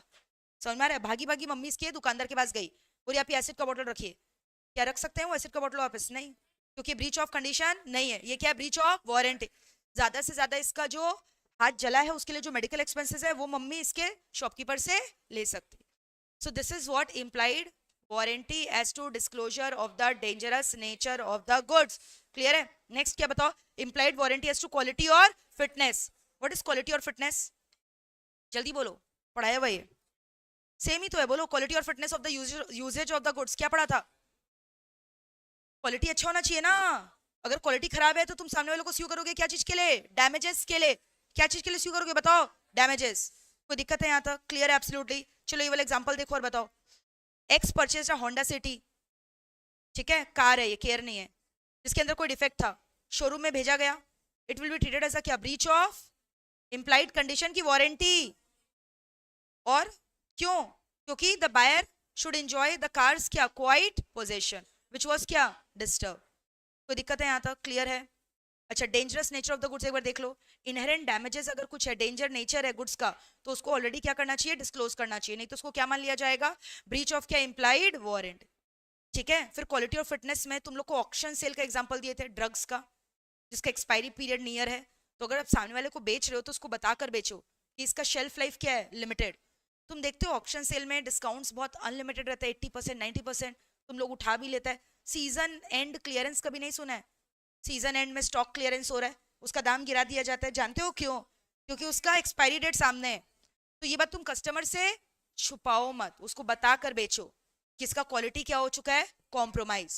समझ में? अगर तुमने बिना बताए बेचा है, उसको ये दिखाकर कि वो बहुत हेल्दी है, तब in that case the buyer has a right to sue you for damages. तो वही लिखा हुआ है, रीड दिस एग्जांपल।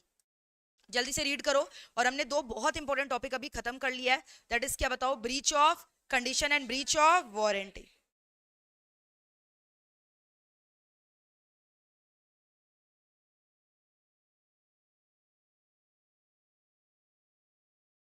बोलो क्लियर है क्या? कोई दिक्कत है यहाँ तक? Come on tell me very quickly. YouTube वाले बच्चे लाइक बटन हिट कर दियो क्या? नहीं कियो तो जल्दी से कर दो। डन? क्लियर? चलो अब हम लोग ना क्या करेंगे, डिफरेंस। अच्छा डिफरेंस चलो बाद में करेंगे, ये कर लेते हैं पहले, क्योंकि सिमिलर ही है ना। केवियट एम्प्टर का जो एक्सेप्शन है इंप्लाइड कंडीशन ही तो है। याद आ रहा है आपको ये सब? बोलो what is the doctrine of caveat emptor says? Everyone with full energy, chapter खत्म होने वाला आधी घंटे में। बोलो केवियट एम्प्टर का मतलब क्या होता है? Let the buyer beware. Implied condition implied warranty में बार बार हम लोग किसको पकड़ के ठोक डाल रहे थे? सेलर। सेलर तुम ये नहीं दिया, तुम्हारा गलती है, तुम डैमेजेस के लिए भुगतो। सेलर तुम ये नहीं किया, तुम्हारा गलती है, तुम ब्रीच ऑफ वारंटी के लिए भुगतो। सेलर तुम ये नहीं किया, तुम ब्रीच ऑफ कंडीशन की हो। तो हर बार बायर क्या कर रहा था? सेलर को गलत ठहरा दे रहा था। But it is not always the duty of the seller to give right product to the buyer. Buyer must also be क्या? अवेयर। तो केवियट एम्प्टर किसको प्रोटेक्शन दे रहा है? For the first time seller. Caveat emptor protection किसको दे रहा है? Seller. It's a Latin maxim which says what? Let the buyer beware. Let the buyer beware. This means क्या? It is not always the responsibility of the seller to give the right choice of the goods to the buyer. The buyer should also be held liable for the selection of the right quality of the goods needed by him. It is not the duty of the seller to disclose the defect in the goods which is being sold by the seller in the open market. If the goods sold by the seller has some defect and it does not satisfy the need of the buyer, later on the buyer cannot sue the seller for the breach of condition or breach of warranty. कुछ समझे? It is not always the duty of the seller to satisfy the buyer with the right selection of the choice of the goods of the buyer. It is also the duty of the buyer to satisfy himself for the right selection of the goods. उसका भी तो duty है यार. तुम एक बात बताओ, खाली दूसरे पे डिपेंडेंट क्यों रहते हो? दूसरे के अंदर ही तुमको नुक्स क्यों दिखाई देता है? तुम भी तो गुड्स देखकर आंख वाँख खोल कर देख रहे हो, तो तुम भी तो सही से खरीद सकते थे. अब फॉर एग्जाम्पल क्या हुआ, ओपन मार्केट था, बड़ा बाजार तो तुम जानते ही हो, ओपन मार्केट लगा हुआ है, वहां पे ऐसी कपड़ा बिछा हुआ है, कपड़ा का दुकान था, समझ में आ रहा है? अब वहां पे क्या हुआ, चारू पहुंच गए, एक कपड़ा खरीदी. अब कपड़ा में दाग है, सामने दिख रहा है, पूरा दाग लगा हुआ है कपड़ा में, कीचड़ का दाग लगा हुआ है कपड़ा में, इसको दिख रहा है सामने, फिर भी ये कपड़ा खरीद के लेकर गई है, समझ में? फिर घर लेकर गई, फिर वापस दूसरा दिन आई, बोली भैया ये तो कीचड़ वाला कपड़ा आप दे दिए. बोले कि अरे बहन जी ये कपड़ा आपके सामने ही डिस्प्ले में था, आप सैंपल में से निकाल कर लेके गए, आपको दिख रहा था. ऐसा तो नहीं है कि मैंने आपको दिखाया कुछ और बेचा कुछ और. सामने आपके सामने ओपन मार्केट में मैंने बेचा, आपने देखा कि ये जो कपड़ा था इट वाज ऑलरेडी स्टेन्ड और आपने ये कपड़ा खरीदा है, तो अब इसमें मेरा कोई गलती नहीं है. हम लोग का यहाँ कोई एक्सचेंज नहीं होता, और देखिए यहाँ लिखा भी है नो एक्सचेंज पॉलिसी. तब तो मेरे को बताओ, बायर क्या पे बोल सकता है, दुहाई दे सकता है, ब्रीच ऑफ कंडीशन हुआ है, ब्रीच ऑफ वारंटी हुआ है, हम तुमको स्यू करेंगे, डैमेजेस क्लेम करेंगे, कर सकता है क्या? नहीं. Because of the doctrine of caveat emptor. Seller बस इसको एक बात बोलेगा, caveat emptor, let the buyer beware, do not disturb me. समझ में आ रहा है? चलिए रास्ता नापिए, आपके जैसे बहुत सारे बायर देखे, you understanding what is happening here? इसका क्या गलती है बताओ? सेलर का क्या गलती है? अरे कीचड़, उसका स्पेशलिटी वही है कि हम लोग कीचड़ वाला कपड़ा बेचते हैं, और अब ये खरीद रही है कीचड़ वाला कपड़ा, इसको दिख रहा है, तो इसका ही गलती है ना. तो कभी भी दुकान से सामान खरीदने जा रहे हो, आंख कान खोलकर खरीदा करो. समझ में आया? अब सुनना क्या हुआ. अब आयुष पहुंचा बड़ा बाजार का दुकान में, एक लव कुश बोलकर एक दुकान है, बच्चा लोग का कपड़ा बेचता है, लव कुश. सुनो ना, अब क्या हुआ, इसका लव और कुश है ना, तो उन लोग के लिए कपड़ा खरीदने गया था. अरे इसके नन्हे मुन्ने है ना, लव और कुश रखा है उन लोग का नाम, समझ में आया? तो उन लोग के लिए कपड़ा खरीदने गया. अब तुमको पता है आज का जो बच्चा लोग है ना, छोटा बच्चा लोग भी बहुत एकदम मॉडर्न हो गया है, तो उन लोग का भी टेस्ट अलग हो गया. अब ये एकदम भड़कीला कलर ले गया, एकदम रेड वाला चमकता हुआ. पहले के जमाने के लोग बच्चा लोग को एकदम रेड रेड एकदम पहना के टोमेटो जैसे रखते थे, भड़कीला कलर, समझ में? एकदम लाल, एकदम वो भी रेड, मतलब तुम एकदम वो ब्लड वाला रेड होता ना, वैसा कपड़ा एकदम ले लिया, लाल लाल एकदम लाल. एक के लिए पीला, एक के लिए लाल, red and yellow, yellow yellow dirty fellow. अब ले गया, अब बच्चा लोग को पसंद आया होगा क्या, बताओ ना? नहीं आया. फेंका कपड़ा उठाकर अपने पापा के मुंह पे, आयुष पापा के मुंह पे फेंका कपड़ा उठाकर. अब आयुष बोला ठीक है कोई बात नहीं, चेंज कर लेता है. आयुष गया, दुकानदार के ऊपर चिल्ला रहा है, लुक एट हिज ऑडासिटी, दुकानदार के ऊपर चिल्ला रहा है, बोला आप ये कैसा भड़कीला कलर दियो, लाल और पीला कलर, मेरा बच्चा लोग को पसंद नहीं है, चेंज करिए इसको. अब एक बात बताओ, दुकानदार इसको क्या बोला होगा? हाँ, केविएट एम्प्टर, हम तो आपको बोल ही रहे थे ये कपड़ा पसंद नहीं आएगा, आप ही बोले नहीं मेरे बच्चों को रेड और येलो ही पहनाना है, उन लोग को जो है भड़कीला कलर पसंद है, हम तो बोल ही रहे थे, तो अब आपका गलती है. नो एक्सचेंज पॉलिसी लिखा हुआ है, और नहीं भी लिखा रहेगा तो भी हम चेंज नहीं करेंगे, मेरी मर्जी. हम कौन है? सेलर. ऐसा नहीं है आप बस सेलर लोग के ऊपर ना हर बार कंडीशन और वारंटी का इल्जाम लगाकर हम लोग को ठोक देते हो. हम लोग का भी राइट्स है. Why should always buyers have the fun? Let the seller also enjoy. Caveat emptor. Let the buyer be. Clear है यहाँ तक? अब सुनना क्या हुआ. Next episode repeats. अब की बार बेचारा कपड़ा अच्छा ही लेकर गया है, कलर अच्छा ही लेकर गया, बट थोड़ा साइज में छोटा था, समझ में आया? अब साइज में फिट नहीं आया, वापस गया दुकानदार के पास, बोला कि देखिए ना मेरे बच्चों लोग के कपड़ा फिट नहीं आ रहा है. बोले कपड़ा छोटा है. दुकानदार को क्या बोला? कपड़ा छोटा है. दुकानदार गुस्सा में बोला तेरा बच्चा मोटा है, कपड़ा छोटा नहीं है, हम तो आपके एज के हिसाब से ही दिए हैं, समझ में आ रहा है? तो आपको बड़ा साइज लेकर जाना चाहिए था. हाँ, हम क्या करें, हम लोग चेंज वगैरह नहीं करेंगे, फ्यूचर के लिए रख दीजिए, काम आएगा. समझ में आया क्या बोला? बोला हम लोग कपड़ा वगैरह चेंज करने वाले नहीं है. Again the doctrine of which is going to apply here, caveat emptor, let the buyer be. कोई दिक्कत है यहाँ तक? क्लियर है एब्सोल्युटली. लेकिन सुनो ना, ये खाली नाम का ही केविएट एम्प्टर है. अब जहां लॉ है वहां एक्सेप्शन. अब कुछ कुछ जगह ऐसा भी बोल दिया कि नहीं नहीं नहीं, हर बार बायर का गलती नहीं हो सकता. कुछ कुछ केसेस में हम लोग सेलर को फिर भी पकड़ के ठोक डालेंगे. अब अगर सुनो ना, ये आकर बोला है दुकानदार को मेरा जो बच्चा है ना उसका इतना वेट है, उसका हाइट इतना है, वो 4 साल का है और एक 3 साल का है, पूरा डिस्क्रिप्शन दिया है बच्चे का, फोटो भी दिखाया है, फिर भी वो दुकानदार 1 साल या 2 साल के बच्चे का कपड़ा इसको दिया है, तो गलती किसका माना जाएगा? क्योंकि यहाँ पे क्या हुआ है तुम समझो, ब्रीच ऑफ इम्प्लाइड कंडीशन हुआ है, कौन सा? वेरी गुड, फिटनेस और quality, because he relied on the skill and the judgement of the seller and he could not satisfy the buyer with the right selection of his goods. समझ में आया? तो यानी केवीएट एम्प्टर का exception क्या है? बोलो, जितना भी तुमने इम्प्लाइड कंडीशन पढ़ा है ना, all of them becomes exception of the caveat emptor. देखो क्या लिखा हुआ है, केवीएट एम्प्टर मतलब होता है let the buyer beware. It means when the goods are क्या sold by being displayed in the क्या ओपन मार्केट। गुड्स को तुमने बेचा है कैसे? डिस्प्ले करके open market. The buyer can not hold the seller liable for his क्या wrong selection of the goods, his bad choice of the good. It is the buyer's responsibility to make a kya proper and right selection of his goods. It is not the seller's duty to disclose the defects in the goods which are being sold by him in the open market. If the goods purchased by the buyer later on has some kya defect or does not satisfy this purpose, he cannot sue the seller for the breach of condition or warrant. However, there are certain kya exception. Exception तुमको पता ही है, यहाँ पे मैंने short में लिख दिया same as क्या implied condition. तो वापस एक्सेप्शन रिपीट करने का दरकार, ये डायरेक्ट क्वेश्चन आता है कितनी बार एग्जाम में, केवीएट एम्प्टर का एक्सेप्शन लिखो, डायरेक्ट क्वेश्चन आता है 8 मार्क्स का। क्या लिख कर आओगे आंसर?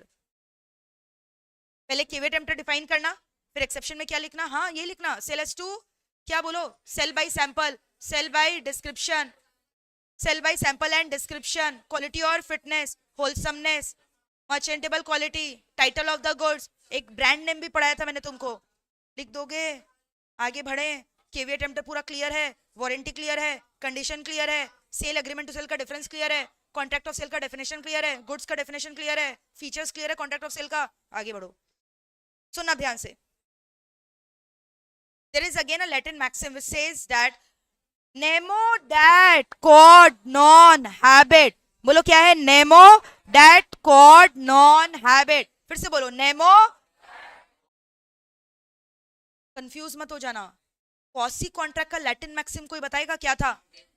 नेमो डेबिट लोकू फ्लैटरी एक्स अलियाना जक्टूरा। और यहाँ क्या है? नेमो डैट कॉड नॉन हैबिट। नेमो डैट कॉड नॉन हैबिट का मतलब क्या? ध्यान से सुनना। No one can pass a better title than what he himself does not has. No one can pass a better title than what he himself does not has. जो तुम्हारे पास नहीं है तुम सामने वाले को भी नहीं दे सकते। आयुष के पास प्यार नहीं है, क्या वो प्यार दे पाएगा तुम लोग को? आयुष के पास पैसा नहीं है, क्या तुम लोग को पैसा दे पाएगा? आयुष के पास इज्जत नहीं है, क्या तुम लोग को इज्जत दे पाएगा? नहीं। मेरे पास इतना नॉलेज है लॉ का, क्या हम तुम लोग को दे पाएंगे? मेरे पास प्यार है तुम लोग के लिए, क्या दे पाएंगे? और नहीं देंगे कुछ भी। जो है ही नहीं तो देंगे कहां से? बताओ, पैसा नहीं है तो नहीं दे रहे। क्या मेरे पास पैसा है? बोलो, लैटिन मैक्सिम क्या है? Nemo that code non habet. No one can pass a better title than what he himself does not has. जो तुम्हारा है ही नहीं वो दोगे कैसे? समझ में आ रहा है? तुम्हारे पास भी तो होना चाहिए सामने वाले को देने के लिए। खाली बोलते हो ये दे देंगे वो दे देंगे, कमिटमेंट करने चले हो, खुद का ठिकाना नहीं है, दूसरों को पालोगे। बोलते हो ना जिंदगी भर का कमिटमेंट कर रहे हैं, आजीवन साथ रहेंगे, खुद का ठिकाना है तुम्हारा, तुम सामने वाले को कमिट कर रहे हो, तो रॉन्ग कमिटमेंट मत किया करो आयुष। जो है ही नहीं तुम देगा कैसे? समझ में आ रहा है? तो अभी कोई ज्यादा एक्सपेक्ट करे तो बोल देना nemo that code non habet. समझ में आ रहा है? कोई ज्यादा बोले ना, आजकल के एक्सपेक्टेशन किसी का मतलब खत्म ही नहीं होता है ना, तो कोई तुमसे ज्यादा उम्मीद करे तो सीधा बोल देना nemo that code non habet. समझ में आ रहा है? मेरे पास है ही नहीं, तुम देंगे कहां से? बस आगे बढ़ना, nemo that code non habet. फिर से बोलो लास्ट टाइम, क्या है Latin maxim? No one can pass a better title than what he himself does not have. यानी अगर मान लो तुम्हारा टाइटल डिफेक्टिव है तो तुम क्या सामने वाले को राइट टाइटल दे पाओगे? क्या उसको लीगल ओनर घोषित कर पाओगे? तुम्हारा खुद ही तुम चोर है, चोर तुम सामने वाले को क्या देगा? समझ में आ रहा है? चोरी किया हुआ टाइटल तुम क्या सामने वाले को करेक्ट टाइटल दे पाओगे, गुड टाइटल दे पाओगे? हाँ, कभी कभी दे भी पाओगे। इसका कुछ कुछ क्या है? एक्सेप्शन। समझ में आ रहा है? अब आयुष की गर्लफ्रेंड गाड़ी मांग ली, इसके पास नहीं है लेकिन भाड़े में लेकर तो दे ही सकता है। भाड़े में ले लिया, बेलमेंट पड़े हो ना, बेलमेंट भाड़े के गाड़ी में घुमा दिया एक दिन के लिए, तो वैसे यहाँ पे सुना ध्यान से, nemo dat quod non habit का भी एक्सेप्शन है। हो सकता है तुम टाइटल नहीं है, फिर भी तुम देखेगा even the non owner has passed a good title to the bona fide buyer. Number 1, sale by a mercantile agent. सुनो ना, तुम लोग बाहर में संतोष के संग कॉन्ट्रैक्ट किया है ना, मैट वगैरह कौन सप्लाई कर रहे हैं तुमको? संतोष। लेकिन तुम एक बात बताओ, वो तो एजेंट है। हाँ छोटा कटप्पा, वो तो एजेंट है ना। वो कौन है बताओ? एजेंट। मेरा मैट दे दिया तुम लोग को। अच्छा एक बात बताओ, अपनी मर्जी से दिया कि मैंने उसको ऑथराइज किया है? Did I authorize Santosh to give you the mat? Yes. Is he doing this in the ordinary course of business? Yes. क्या valid title will pass to you? क्या वो ओनर है? फिर भी तुमको वैलिड टाइटल मिला है? क्या वो एजेंट है? क्या वो मर्केंटाइल एजेंट है? फिर भी आपको टाइटल मिल गया है? यस। लेकिन सुनो ना क्या किया है, इसका हरकत देखो। समझ में आ रहा है? आधा रात में अटैक किया है यहाँ पे। आधा रात में बहुत सारा बुक्स उठाकर ले गया बोरा में भरकर। समझ में आ रहा है? और रात में 2 बजे हाट लगाया अपने घर के बाहर। I hope you understand heart. What is heart? Weekly बाजार जो होता है ना, अरे हाट को इंग्लिश में क्या बोलते हैं? क्या बोलते हैं? फेयर नहीं बोलते हैं, नहीं इंग्लिश में हार्ट नहीं बोलते हैं। जो भी है तुम लोग समझ गया ना। तो अब क्या किया, अपने घर के बाहर जो है ना मैट का जो है नुमाइश कर रहे, डिस्प्ले कर रहे हैं। सोचो मैट का दाम 50 रुपया रख दिया है। हालत देखो इसका, इतना खूबसूरत कलरफुल मैट तुम लोग को देते हैं, एक एक मैट का प्रिंटिंग कॉस्ट 500-600 रुपया लगता है, और ये महाशय जी 50 रुपया में बेच रहे हैं वहां पे। और तुम्हें एक बात बताओ, अब ये मैट तुम लोग को बेच दिया, समझ में, बहुत सारे बच्चा लोग को बेच दिया।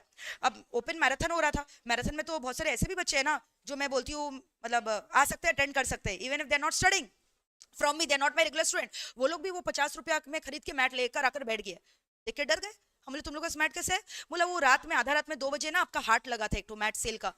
हम बोले अच्छा कौन लगाया था? बोले आपके छोटे छोटे कटप्पा बोलते हैं ना, वही संतोष जी है ना, वही हम लोग को जो है बेचे है। हम बोले बुला के लाओ, सारा मैट जो है ना यहाँ पे रिटर्न करो, एक भी मैट तुम लोग को नहीं मिलेगा। कुछ तो तुम लोग शर्म करो, तुम लोग को क्वालिटी देख के समझ में नहीं आ रहा है। 50 रुपए का मैट दिख रहा है तुमको, समझ में आ रहा है यहाँ पे। लेकिन तुम मेरे को एक चीज बताओ, ये लोग को टाइटल क्यों नहीं पास हुआ? पहले केस में तुम बोल रहे थे टाइटल चला गया। क्या संतोष को मैंने मैट बेचने के लिए ऑथराइज किया हुआ है? हाँ। लेकिन क्या this transaction took place in the ordinary course of the business? एक बात बताओ, रात में आधा रात में कौन मैट बेचता है, वो भी प्रीमाइसेस के बाहर जाकर? तुमको नहीं लग रहा है यहाँ कुछ दाल में काला है? इनफैक्ट पूरा दाल ही जला हुआ है, मेरे को तो लग रहा है ऐसा। समझ में आ रहा है? तो ये ऑर्डिनरी कोर्स ऑफ बिजनेस था कि नहीं था? Although he was being authorized, but this was not done in the ordinary course of the business. तो यहाँ पे ओनरशिप ट्रांसफर्ड की not transferred? Third case by mercantile agent. सुनना अब क्या किया है, हालत देखो इसका। स्ट्रिक्ट इंस्ट्रक्शन दे दिए, 1000 रुपए के नीचे जो है तुम मैट नहीं बेचेगा। समझ में? 1000 रुपए के नीचे मैट। अब क्या हुआ? एंट्री हुआ, इसके दिल में घंटी बजा। दिल क्या वो लगाना था ना, हाँ, तूने मारी एंट्रिया और दिल में बजी घंटिया रे टंग टंग टंग। मतलब एक खूबसूरत सी महिला जो है आई है, देखकर जो है इसका समझ में रहे होशो आवाज जो है खो दिया। अब अपना इंप्रेशन जमाने के लिए बोले वैसे तो we sell this mat at 1000, but आपके लिए स्पेशल ऑफर है, I would like to sell you this mat at ₹700। समझ में? बिना मेरे से पूछे 300 रुपया डिस्काउंट दे दिया है। ऑथराइज प्राइस कितना था? 1000। क्या इसने below the authorise price sell करने का कोशिश किया? But was it done in the ordinary course of the business? Premises में बैठकर सामने मेरे मतलब इसे हरकत कर रहा है। समझ में आ रहा है तुमको क्या हो रहा है? और ड्यूरिंग द बिजनेस आवर्स कर रहा है। अब तुम मेरे को बताओ, क्या वैलिड टाइटल जाएगा उस खूबसूरत मोहतरमा को? चला जाएगा। समझ में आ रहा है? चला जाएगा। क्लियर है? अगर ऑथराइज प्राइस के नीचे बेच भी दे रहे उससे कोई फर्क पड़ता नहीं। लेकिन मैम आपका तो लॉस हो गया ना। हाँ, काटेंगे इसका सैलरी से, लेंगे इससे। I can sue my agent, but I can not ask the customer to return back the mat, क्योंकि वैलिड टाइटल कस्टमर को जा चुका है। समझ में आ रहा है? Because even a mercantile agent although being a non owner can transfer a valid title to the bona fide buyer. और वो जो मोहतरमा थी उनका क्या गलती है बताओ ना? उनका कोई गलती है क्या? उनको बोला गया डिस्काउंट है, वो खरीद ली। अब उनको तुम ये थोड़ी बोल सकते हैं कि आपको कम दाम में दिया गया है। उनके पास तो चला गया ना वैलिड टाइटल गुड्स का। यस और नो? तो एक्सेप्शन समझ में आ रहा है? अभी तक खाली एक ही एक्सेप्शन हुआ है, सेल बाय क्या? मर्केंटाइल एजेंट, या फिर sale by any one of the joint owner. Jointly हम लोग 3-4 जन जो है, मान लो हम और ये लोग तीनों जन जॉइंटली प्रॉपर्टी ओन कर रहे हैं, गुड्स ओन कर रहे हैं, बेचते हैं। इन लोग तीनों ना यूएसए में रह रहे हैं, बट इन लोग मेरे को बोला है कि मैम जब भी आप बेचेंगे ना हम लोग को फोन करके पूछ लीजिएगा। अब क्या हुआ? मेरे दिमाग में क्या आया? श्रुति आई, हम इसको बेच दिए, लोग से पूछे भी नहीं। अब तुम मेरे को बताओ, क्या इसको टाइटल चला जाएगा श्रुति को? हाँ चला जाएगा। तभी तो बोला non owner is passing a valid title ना। ओनरशिप तो चारों का था, but one of the co owner has sold the goods. क्या टाइटल चला जाएगा? Because Shruti is a bona fide buyer. क्या श्रुति को अरेंजमेंट के बारे में पता था क्या? क्या उसको पता था क्या ट्रांसफर ऑफ ओनरशिप करने के लिए चारों का परमिशन लेना पड़ेगा? नहीं. तो क्या वैलिड टाइटल विल पास कि will not pass? Will pass. Clear है? सो नाउ ये गजब का ही पॉइंट है. Sale by a person who is in the possession of the goods under voidable contract. सुनना क्या हुआ यहां पे? क्या हुआ सुनना? प्रिया को वैसे बंदूक दिखाए. हम बोले अंगूठी खोलो, जल्दी खोलो अंगूठी. अंगूठी खोल के इसका रख लिया अपने पास. प्रिया को बंदूक दिखाकर अंगूठी ले लिए हैं. अभी क्या चीज का इस्तेमाल किया? कॉन्ट्रैक्ट पढ़ के बैठे हो मेरे से. Coercion under which section? Section 15 of which act? Indian contract. गलती से ना तुम सोगा में अगर कॉन्ट्रैक्ट का कोई भी प्रोविजन घुसा रहा है तो कॉन्ट्रैक्ट क्लिक कराना वहां. नहीं तो लोग सेक्शन 15 किसका पकड़ लेगा? सोगा का ना. तो कोercion हुआ है. अभी कोercion से मैंने क्या किया है? रिंग ऑब्टेन किया है. तुमको नहीं लगता कोercion से अभी कोई भी कॉन्ट्रैक्ट एंटर करते हैं तो contract becomes voidable at the option of the aggrieved party. So she wants to rescind the contract. ये पक्का कॉन्ट्रैक्ट को क्या करेगी? कैंसिल करने आएगी. अभी तो डर के मारे क्या की? दे दी ना रिंग. कल को पक्का आएगी कॉन्ट्रैक्ट कैंसिल करके रिंग लेकर जाएगी. यस और no? Before she could have rescinded the contract, before she could have, who was in the possession? The person who has used coercion is in the possession of the goods. मैंने इस goods को बेच दिया. मैंने ये ring बेच दिया है चारू को. मैंने रिंग किसको बेच दिया है? चारू को. कितना रुपए में बेचा? बोलो. What rubbish. तुमको पता है इसको, इस रिंग को खरीदे हुए 7 से 8 साल हो गया है. जब खरीदे थे तब इसका दाम था 3 लाख और अभी तुम इसको 1 लाख 1.5 लाख बोल रहे हो. इन्फ्लेशन नाम का कोई चिड़िया को नाम सुना है? 5 लाख बोलो अभी. चलो. और हम पहन लिए तो 6 लाख हो गया. चलो 6 लाख हम इसको बेच दिए. किसमें बताओ? 6 लाख. 6 लाख रुपए हम इसको रिंग बेच दिए. अब बेच दिए तो चारू मस्त वाला एंजॉय करिए. रिंग पहन ली. इसको डायमंड का बहुत शौक है, स्पेशली द सॉलिटेयर्स वन. सॉलिटेयर है ना ये, तो इसको पहन ली. खुश एकदम. ये भी खुश, हम भी खुश. अब ये आई है नेक्स्ट दिन, बोली कहाँ है मेरा रिंग बताइए. हम भी पुलिस को लेकर आए हैं. बड़ा बंदूक दिखा रहे थे उस दिन. हम बोले यार तुम्हारा रिंग ना बेच दिए. वो देखो बैठी है उसके पास है, उसके हाथ में देखो दिखा भी रही है, ऐसे ऐसे कर रही है. बोले तुरंत निकालो. कैसे ले ली तुम मेरा रिंग? तुरंत निकालो. इसको पकड़िए पहले, इनको बाद में पकड़िएगा, पहले इसको पकड़िए. ये रिंग ले ली है. समझ में आ रहा है? तुमको लगेगा प्रैक्टिकली कि हाँ चारू को पकड़ लेना चाहिए, चारू से रिंग ले लेना चाहिए. पर तुमको पता है सोगा का प्रोविजन क्या बोलता है? तुम चारू का बाल भी बाका नहीं कर सकते हो. रिंग तो दूर का बात है, उसको छू भी नहीं सकते हो. Because she is an innocent buyer. Charu इस बात से अनजान थी कि उसको चोरी किया हुआ माल दिया गया है. She is a bona fide buyer. Did she acted in good faith? Did she pay consideration? Is she a bona fide buyer? So इसको क्या ट्रांसफर चला गया? ओनरशिप चला गया? हाँ. इसको वैलिड टाइटल चला गया even from the non owner. तभी तो एक्सेप्शन है nemo dat quod non habit का. मैम ये तो बहुत गलत हुआ. इस बेचारी बच्ची का क्या गलती है? इसका रिंग आप किसी और को बेच दिए. कोई गलती नहीं है. तुमको जो करना है तुम मेरे को करो. तुम मेरे को कोर्ट में घसीटते हुए लेके जाओ, वो अलग बात है. तुम मेरे को भी कुछ नहीं कर पाओगे. हरीश साल्वे मेरे संग चल रहा है. समझ में आया? You understanding? अब इसका इसके अगेंस्ट कोई रेमेडी नहीं है. यानी ज्यादा से ज्यादा ये क्या करेगी? पैसा के लिए क्या होगा? स्यू कर सकती है. या सिमिलर मैं डायमंड रिंग इसको लेकर दे दूंगी, बट वही रिंग इसको वापस मिलने वाला. सोच सकते हो. अब ये इमोशनल हो रही है. बोले नहीं ये वाला जो रिंग है ना ये मेरे ब्रेकअप का निशानी है, हम इसको रख के रखेंगे जिंदगी भर. बोल रही है ये बच्ची. ब्रेकअप का हो या मेकअप का हो तुमको ये रिंग मिलने वाला नहीं. समझ में आया क्या हो रहा है? तो वापस बताओ अभी हम लोग क्या पढ़े? कौन पोजेस कर रहा है उसको बताओ.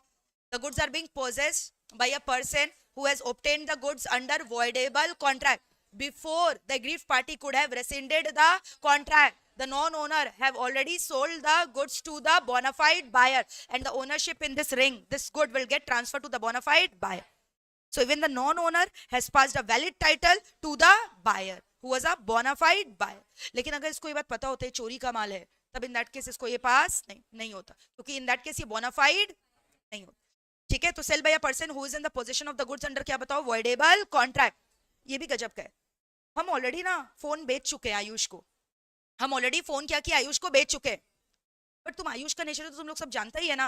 समझ में? फोन खरीद लिया, पैसा भी दे दिया है, बट बहुत आलसी टाइप का है. बोला रखिए ना, थोड़ा थक गए आपसे ट्रांजैक्शन करके, अभी थोड़ा बाहर घूम कर आते हैं. देखो कैसा है. बोल रहा, खुद ही बोल रहा मैंने एसपी करने जा रहे हैं मैम, आप रख के रखिए फोन. इसके संग ऐसा ही होना चाहिए. अब एक बात बताओ, सेल हो चुका है, सेल हो चुका है, ओनरशिप किसके पास चला गया है? आयुष. सेल होते ओनरशिप किसके पास चला जाता है? रिस्क किसके पास चला गया है? बट पोजीशन, फिजिकल पोजीशन किसके पास है? डीए के पास है. physically I am possessing the goods, but actually the ownership and the risk has got transferred to the buyer. चला गया ना आयुष के पास.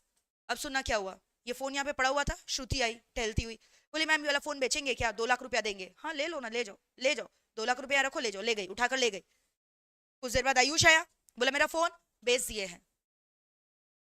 मेरा थोड़े हम ठेका ले रखे हैं क्या, इसका मालिक कौन था, तुम. रिस्क किसका था, तो तुम मेरे को क्यों दिमाग खराब कर रहा है. फोन लेके क्यों नहीं गया, फोन लेके क्यों नहीं गया. नहीं आपको स्यू करेंगे, हाँ कर लो, लेकिन फोन तुमको वापस मिलने वाला नहीं. ज्यादा से ज्यादा क्या होगा, जो रुपया दिया था हम उसको वापस से क्या करेंगे, रीपे करेंगे. You understanding. यानी यहाँ पे भी क्या ओनरशिप चला गया ना. क्या हम ओनर थे फोन के, बट फिर भी मैंने वैलिड टाइटल पास कर दिया किसको, टू द बोनाफाइड बाय. तो सेल किसने किया, sale by a seller who was in the possession of the goods even though the goods was already sold. goods already बेच चुका था मैंने, फिर दोबारा मैंने goods बेच दिया. क्या I was a legal owner, even the non-owner has transferred a valid title to the bona fide buyer. So this is nothing but exception to the principle of nemo dat quod non habet. Clear है. अब सुना क्या हुआ, इसमें seller बेचा, अभी buyer बेचेगा. Cell by a buyer जिसके पास गुड्स है बट अभी तक ओनरशिप नहीं. समझ में. Sale by the buyer who is in the possession before the property of the goods is vested to him. समझ में. ऐसा कैसे पॉसिबल है. Very good. Goods sold on approval basis. तुम मेरे से गुड्स लेकर गए, बोले अच्छा लगेगा 2 दिन बाद बता देंगे. ले गए गुड्स उठाकर. अब क्या किया तुमने पता है, तुम्हारे पास गुड्स फिजिकली है लेकिन तुम क्या मालिक हो गुड्स के, तुम ये गुड्स किसी और को बेच दिए. तो जिसको बेचे क्या उसका हो जाएगा क्या, हाँ टाइटल चला जाएगा. So you are the non owner transferring the title to the bona fide buyer. Clear है.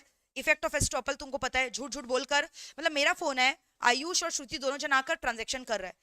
मेरी नजरों के सामने आयुष मेरे ही फोन को अपना बताकर श्रुति को बेच दिया और हम मस्ती से लोग का परफॉर्मेंस एंजॉय कर रहे हैं.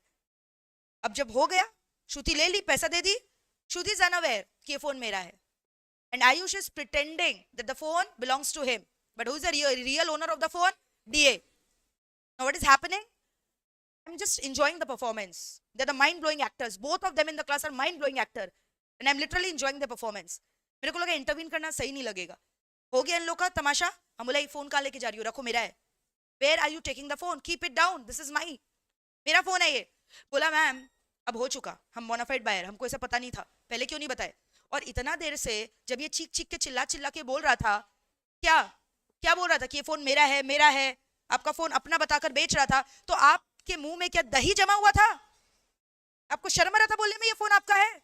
अब ये फोन मेरा हो गया, क्या चला जाएगा इसके पास. हाँ यही इंसाफ है, यही इंसाफ है.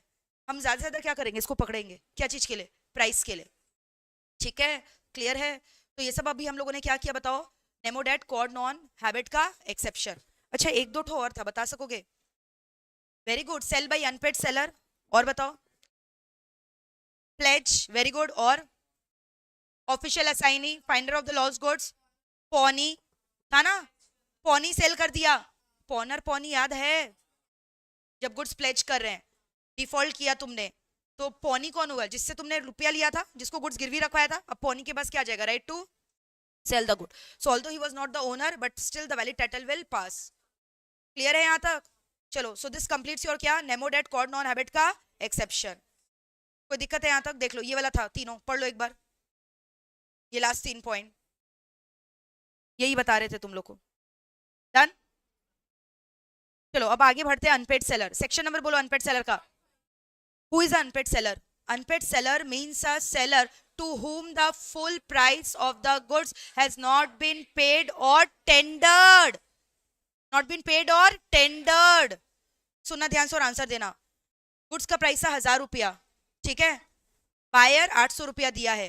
क्या सेलर को अनपेड सेलर माना जाएगा. 999 रुपया दिया है. 1 रुपया के लिए भी अनपेड सेलर. हाँ 1 ही रुपया तो नहीं दिया है तो भी अनपेड सेलर माना जाएगा. हाँ तुमसे बड़ा बेवकूफ और कोई नहीं है. B for buyer, B for बेवकूफ. तुमसे बड़ा बेवकूफ और कोई नहीं है. तुम 1 रुपया नहीं देकर सेलर को इतना बड़ा राइट दे दिया अनपेड सेलर का, और तुम अनपेड सेलर का राइट नहीं जानते हो. अनपेड सेलर का राइट 2 जन के अगेंस्ट है. Right against the goods as well as right against the buyer.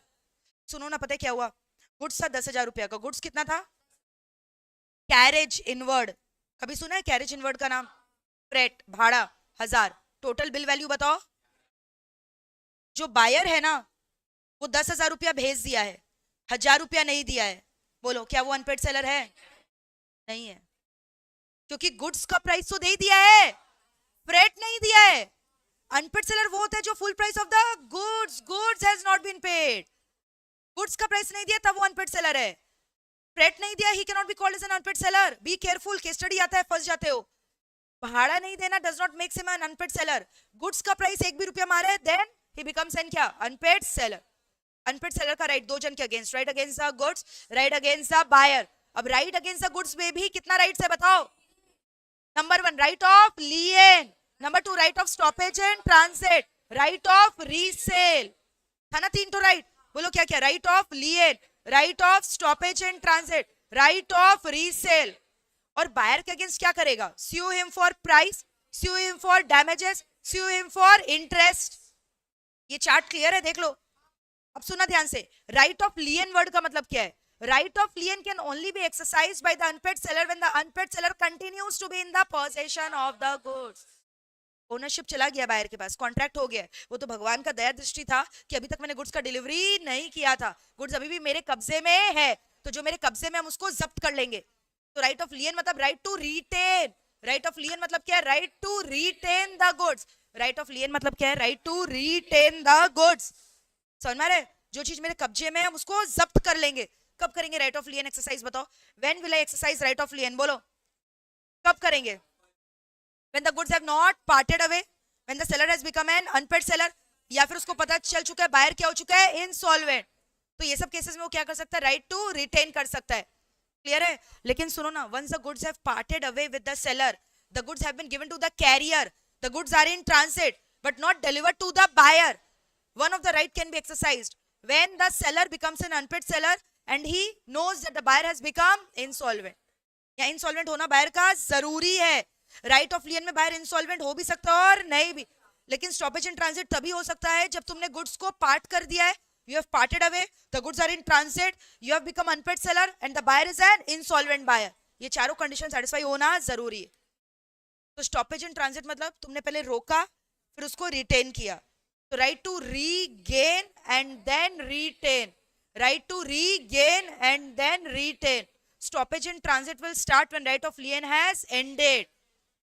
तभी तो तुम करेगा स्टॉपेज इन ट्रांजिट, क्योंकि अब राइट ऑफ लियन तुम एक्सरसाइज, क्योंकि तुम गुड से क्या हो चुके हो? पार्टेड अवे हो चुके हो।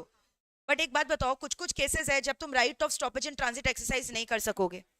व्हेन यू नो व्हेन जो बायर है lawfully obtains the possession of the goods in the transit before the carrier reaches the buyer. Carrier गया हुआ रास्ते में, बायर बीच रास्ते में आकर उसे गुड्स का डिलीवरी ले लिया, तो ट्रांजिट के एंड हो जाएगा क्या? Transit will come to an end. या कैरियर ने क्या किया? डिलीवर कर दिया है, देन ऑल्सो ट्रांजिट एंड हो जाएगा क्या? हाँ, एंड हो जाएगा। या फिर by decree of the court transit will come to an end. संभाल लियो यहाँ तक। या फिर सुनो ना क्या हुआ है, गोडाउन ए में डिलीवरी कर चुका है, लेकिन जो बायर है वो क्या बोल रहा है? गोडाउन बी में डालो। गोडाउन ए और बी के बीच में खड़ा है कैरियर, ट्रांजिट एंड है कि नहीं है? क्योंकि गोडाउन ए से गोडाउन बी में ही is only acting as an mere agent of the buyer. Transit तो वहीं खत्म हो गया जैसे तुमने गोडाउन ए में एंट्री ली। याद है सारे एग्जांपल्स? पक्का याद है? दिखाएं क्या एक बार? देखो पूरा डायग्राम बना बना कर करवाए थे आप। I hope you remember all these example. देखो याद आ रहा है? देखो ये वाला,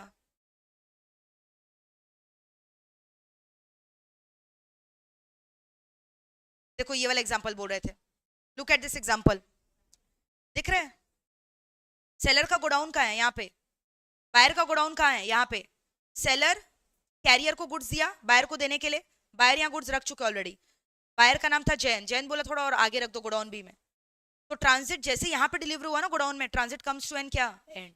और यहाँ से यहाँ ए से बी में जो कैरियर जिसका नाम सेंटी है वो क्या एक्ट कर रहा है? He is acting merely as a क्या? Agent of the buyer. So transit comes to an end if the buyer or his agent takes the delivery from the carrier। ये तो बोले ही थे, बायर पहले ही आकर क्या कर लिया? डिलीवरी ले लिया। yes or no? या फिर ये गोडाउन वाला एग्जांपल, या फिर transit comes to an end the moment the buyer क्या acknowledges the receipt of the goods. Buyer बोल दिया हाँ गुड्स मेरे को मिल गया।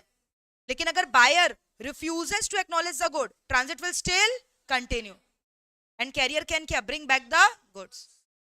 कोई दिक्कत है यहाँ तक? क्लियर है? फिर उसके बाद क्या बोले बताओ? Right of resale. तीसरा राइट क्या? Right of resale. Right of resale का मतलब क्या हुआ? तुम गुड्स को बेच सकते हो. तुम सोचो, are you the owner? Sell करते ही तो ओनर कौन बन गया? Buyer. But being a non owner still you can sell. तभी तो हमने बोला था अनपेड सेलर का राइट्स, वो गुड्स को बेच सकता है. Nemo dat quod non habet के एक्सेप्शन में even the non owner can transfer the valid title.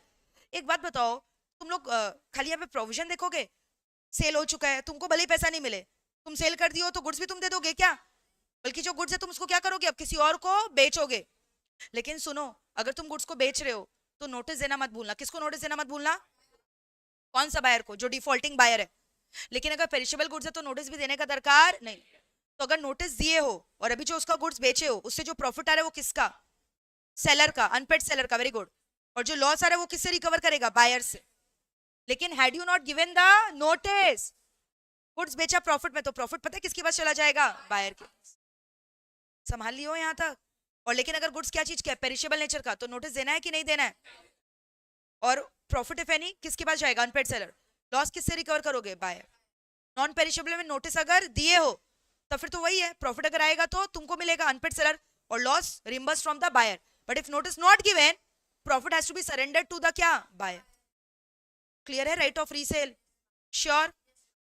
अब ये देख लो एक बार, रेमेडीज ऑफ द क्या? Buyer against the seller. Unpaid seller हो गया, ऐसा भी तो हो सकता है सेलर कुछ डिफॉल्ट कर दिया, तो बायर के पास क्या रेमेडी है? डैमेजेस लेगा, इंटरेस्ट के लिए, ब्रीच ऑफ वारंटी, या फिर रेप्यूडिएट करेगा कॉन्ट्रैक्ट को, या क्या? अगर गुड्स क्या चीज का है? स्पेशल मूवेबल गुड्स है, आर्टिस्टिक नेचर का, then he can also demand for क्या? Specific performance. इमूवेबल मत बोलना यहाँ पे, वो तो कॉन्ट्रैक्ट में कवर होगा ना. यहाँ तो खाली क्या कवर होगा? Special movable goods. मूवेबल नहीं, स्पेशल मूवेबल गुड. तब क्या डिमांड कर सकते हो बताओ? Specific performance. क्लियर है यहाँ तक? चलो, ऑक्शन सेल बताओ with section. Unpaid seller with section 45. Contract of sale का definition with section. Section 4 goods का definition with section. Section 2 clause 7. Very good. अभी हम लोग क्या पढ़ रहे हैं बताओ? Auction sale under section 64. Auction sale का मतलब क्या होता है? It is a mode of selling of the property by inviting the bids publicly. और किसको बेचा जाएगा? Selling it to the highest bidder. समझ में आ रहा है? जहाँ पे बोली लगवा रहे हो, आइए मेहरबान कदरदान बोली लगाइए, ऑक्शन सेल कंडक्ट हो रहा है. फिर उसके बाद जो सबसे हाईएस्ट बिडर है, by the fall of the hammer the sale gets completed. Sale कैसे कंप्लीट होता है बताओ? By the fall of the hammer. अगर हैमर फॉल्स एक्सीडेंटली, क्या सेल कंप्लीट होता है? Auction has to be again reconducted. पहला दो बेंच जो है ना, तुम लोग बिडिंग नहीं करेगा, खाली तुम लोग बिडिंग करोगे. इसको क्या बोलते हैं? Reserve bidding. सुनो ना, बिडिंग चालू होगा 10,000 रुपया से मिनिमम. मैंने मिनिमम बिड प्राइस फिक्स कर दिया है. वी कॉल इट एज क्या? Reserve price. जानबूझ के मैंने एजेंट को बैठा दिया है to artificially raise the contract price, बोली बढ़ाने के लिए. Very good. This the case of pretended bidding. Artificially जब तुम कॉन्ट्रैक्ट प्राइस को क्या करो? बिड प्राइस को बढ़वा रहे हो, तो इसको क्या बोलते हैं? Pretended bidding. एंड बायर के पास क्या ऑप्शन है? To treat the contract as voidable. वो चाहे तो कॉन्ट्रैक्ट में रह भी सकता है और चाहे तो नहीं भी रह सकता है. In case of auction sale of the goods sold by lot, every fresh lot will be treated as a क्या? Separate subject matter of the contract of the sale. एक बात बताओ, हम प्रिंसिपल है, बिडिंग जनरली कौन करवाता है मेरे बिहाफ में? एजेंट. अगर हम खुद ही बिडिंग करवा रहे हैं, क्या ये बात सबको डिस्क्लोज करना जरूरी है? नहीं. लेकिन if I am participating in the process of bidding, तब तो ये बहुत बड़ा फ्रॉड है. अगर हम छुपा रहे हैं, हम खुद ही अपना चीज के लिए बिडिंग कर रहे हैं, या हम अपना एजेंट को बिठाकर बिडिंग करवा रहे हैं. अगर ये तुमने छुपाया है किससे? बाद बाकी बायर से, तो ये बहुत बड़ा क्या माना जाएगा? फ्रॉड. क्या मान लिया जाएगा बताओ? फ्रॉड. रिजर्व बिडिंग पता है क्या होता है? रिजर्व प्राइस बता दिया, मिनिमम प्राइस. प्रिटेंडेड बिडिंग बता चुके हैं ऑलरेडी क्या होता है. यस और नो? अच्छा एक बात बताओ, कोई भी एरा गेरा नत्थु केरा मुंह उठाकर बिडिंग में नहीं घुस जाए, इसलिए उन लोग के लिए हम लोग थोड़ा सा टोकन मनी रिजर्व करके रखते हैं. सो टोकन मनी क्या बोला? Taken from the bidder, later on में भी क्या? Forfeited. If the buyer wants to क्या? Repudiate the contract after the finalization of the bid. Clear है यहाँ तक? श्योर. इसके बाद हम लोगों ने एक टॉपिक किया था ट्रांसफर ऑफ ओनरशिप बोलकर. वहां 3 केसेस बताया था. इन case of a certain goods, in case of uncertain goods, and in case of sale of goods on approval basis. याद है ट्रांसफर ऑफ ओनरशिप? तो अगर इन case of specific existing goods का मैं बात करूं, स्पेसिफिक गुड्स का, तो वहां ओनरशिप कब ट्रांसफर होगा? when the goods have been in the made in the deliverable state. For example Ayush बोला ये फोन खरीदेगा, तो मैंने बोला डब्बा वगैरह नहीं, ऐसे ही रॉ बेचेंगे. बोला ठीक है मंजूर है. तब तुम बताओ सेल हो चुका है क्या? ये ट्रांसफर हो गया ओनरशिप का? हाँ. If the goods are in deliverable state, in case of specific goods, the ownership immediately gets transferred to the buyer. But in case of uncertain goods, what happens? Ownership will get only transferred when the seller has appropriated the goods. What does the word appropriation of the good mean? बोलो appropriation का मतलब क्या? When the goods have been separately identified, put into deliverable state, separated, and also informed to the buyer, and the buyer has acknowledged the same. याद है appropriation of goods? बताया था कि नहीं? बोलो जल्दी. इसको मान लिया जाएगा क्या कि गुड्स को क्या कर दिया गया है? अप्रोप्रिएट. देखो ट्रांसफर ऑफ ओनरशिप 3 केस में, specific, unascertained, sale of goods on approval. तो देखो अगर असर्टेन गुड्स है या स्पेसिफिक गुड्स है तो ओनरशिप क्या जाएगा? Immediately if the goods are in a क्या? Deliverable state. Actual delivery matter नहीं करता. अगर गुड्स डिलीवरेबल में नहीं है तो ओनरशिप अभी भी किसके पास रहेगा? Seller. Unless the seller has क्या? Weighted it, measured it and given a notice of the same to the buyer. एक कॉन्ट्रैक्ट हुआ था जहां कारपेट को बिछाने का बात हुआ था. तो कारपेट वाला बस कारपेट रख के चला गया तुम्हारे प्रेमाइसेस में और कारपेट को आग लग गया. अब बताओ buyer will be held liable कि सेलर? क्यों? क्योंकि कॉन्ट्रैक्ट क्या चीज का हुआ था? कारपेट को बिछाने का. तो ओनरशिप तब तक ट्रांसफर नहीं होगा जब तक carpet has not been let down. ये बहुत इंपॉर्टेंट है, बहुत बार एग्जाम में आता है. लेकिन अगर मान लो सिर्फ कारपेट खरीदने का बात हुआ है, कारपेट तुमको दे दिया गया है, तुम प्रीमाइसेस में ले आए हो, बिछाए नहीं हो, अब आग लग गया, who will be held liable? Buyer. Uncertain goods में मैंने क्या बोला? ओनरशिप तभी ट्रांसफर होगा when the goods have been क्या? Properly appropriated. और appropriated का मतलब क्या बोला? The good must be put into deliverable state, informed to the, and the buyer must have acknowledged the same. कोई दिक्कत है यहाँ तक? In case of sale of goods on approval basis, ownership कब ट्रांसफर होगा? बताओ, बोलो. बायर ले गया, जैसे तुमको ना ये पसंद आया, तुम बोले हम लेके जा रहे हैं, 2 दिन बाद बता देंगे हाँ या ना. मैंने बोला 1 हफ्ता का टाइम दे रहे, बता देना. 1 हफ्ता के पहले ही तुमने अपना असेंट दे दिया. क्या दे दिया? असेंट. क्या ओनरशिप चला जाएगा क्या? या फिर सुनो ना, 1 हफ्ता बीत गया है, तुमने गुड्स रिटर्न नहीं किया और अपना असेंट भी नहीं दिया, तो हम क्या मान लेंगे? गुड्स बिक चुका है. या फिर the buyer has done something with the goods which only the original owner could have done, यानी हैज अडॉप्टेड द ट्रांजैक्शन. बेच दिया किसी और को, फोड़ दिया, तोड़ दिया. गिटार लेकर गया था, पियानो लेकर गया था, तोड़ दिया. तुम्हारा बाप का जागीर है जो तुम तोड़ दिए? तुम ओनर हो क्या गिटार के? तो मतलब मान लेंगे तुम कौन बन गए? ओनर. अब क्या हम तुमको स्यू कर सकते हैं डैमेजेस के लिए, प्राइस के लिए स्यू कर सकते हैं? हाँ, समझ में? मान लिया जाएगा ओनरशिप किसको ट्रांसफर हो गया? तुमको. तो देखो 3 केस पड़ा. जब बायर ने क्या किया? असेंट सिग्निफाई कर दिया, या फिर अप्रूवल पीरियड क्या हो चुका है? Expire, and the goods has not been return. And when the buyer does any act adopting the transaction, he has done something with the goods which only the original owner could have done. Bidding हो रहा था, क्या चीज का जानते हो? Perl necklace का, मोतियों की नेकलेस का. हैमर मारा फाइनलाइज करने के लिए, मोती का नेकलेस पे ही मार दिया, मोती हो गया तितर बितर, बिखर गया. अब बताओ, अब हम बोल रहे यार तुम्हारा हो गया, एक ले लो, बिखरा हुआ मोती उठाओ, धागा में पिरो के ले जाओ, मेरे को मतलब नहीं, मेरे को मेरा पैसा देके जाओ. बताओ क्या सेल कंप्लीट की नॉट कंप्लीट? Not complete. समझ में आ रहा है? यहाँ पे किसका गलती माना जाएगा? तुम बोलोगे सेल तो हो गया है, ओनरशिप चला गया बायर के पास. नहीं, क्या ओनरशिप अभी भी, रिस्क किसके पास रहेगा? अभी भी सेलर. क्लियर है? फिर हम लोगों ने 2 डॉक्यूमेंट डिस्कस किया था, document of title, document showing title. Document of title is a bearer document. Bearer document होता है ना document of title. Anyone who physically possesses the document is entitled to receive the goods by showing that document. Example, railway receipt, wharfinger certificate, bill of lading. जिसके पास वो रहेगा क्या हो जाएगा? उसका मालिक. अब जैसे सपोज करो मैंने अपना जो गुड्स है ना बेचा है तुषार को. अब तुषार दिल्ली में रहता है.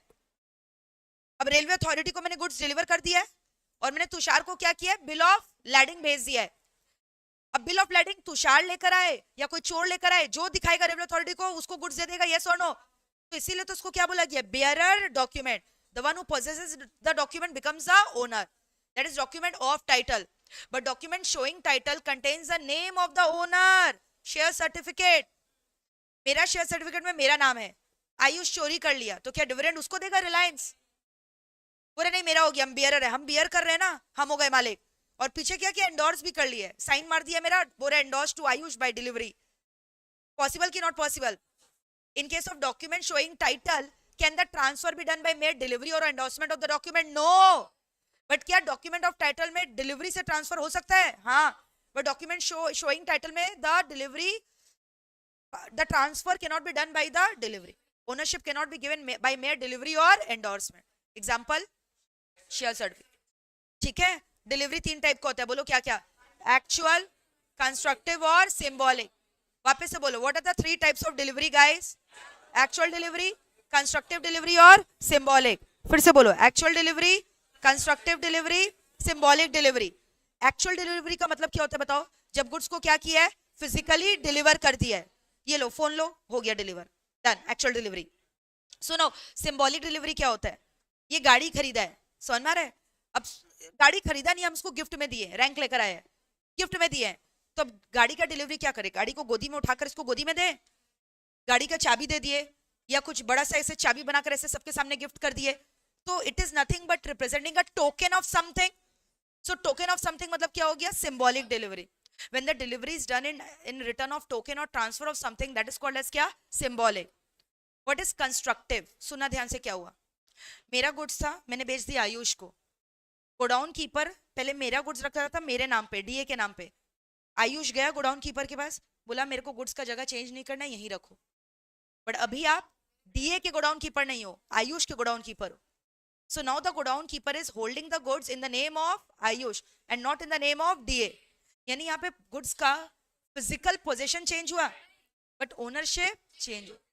सो when the ownership gets transferred, gets change without the change in the actual custody of the goods, that is called as क्या? Constructive delivery. Physical position goods का चेंज हुआ, जहां था वही है, ओनरशिप चेंज हुआ है. यस और no? Property in goods transfer हो गया है. ठीक है, वेयर हाउस कीपर्स के एग्जांपल. कोई दिक्कत है यहाँ तक? श्योर, क्लियर है, एब्सोल्युटली खत्म. Sales of goods act is done. खाली 2 डिफरेंस और पढ़ाएंगे, सेल और हायर परचेज, सेल और बेलमेंट. बोलना चालू कर दो. पहले क्या बोलना चाहोगे? सेल और हायर परचेज बोलो. Sale is governed by which act? Governing act. With full energy guys, 5 minutes to go for the lecture. With full enthusiasm, please answer me the difference between sale and hire purchase. Sale is governed by which act? Come on, tell me. Sale of Goods Act 1930. Hire purchase is governed by Hire Purchase Act. Very good. 1972. Parties को क्या बोलते हैं sale के case में? Buyer and seller. उधर क्या बोलते हैं? Hire vendor and hire purchaser. Price consideration को सेल के केस में क्या बोलते हैं? प्राइस. उधर बोलते हैं हायर चार्जेस.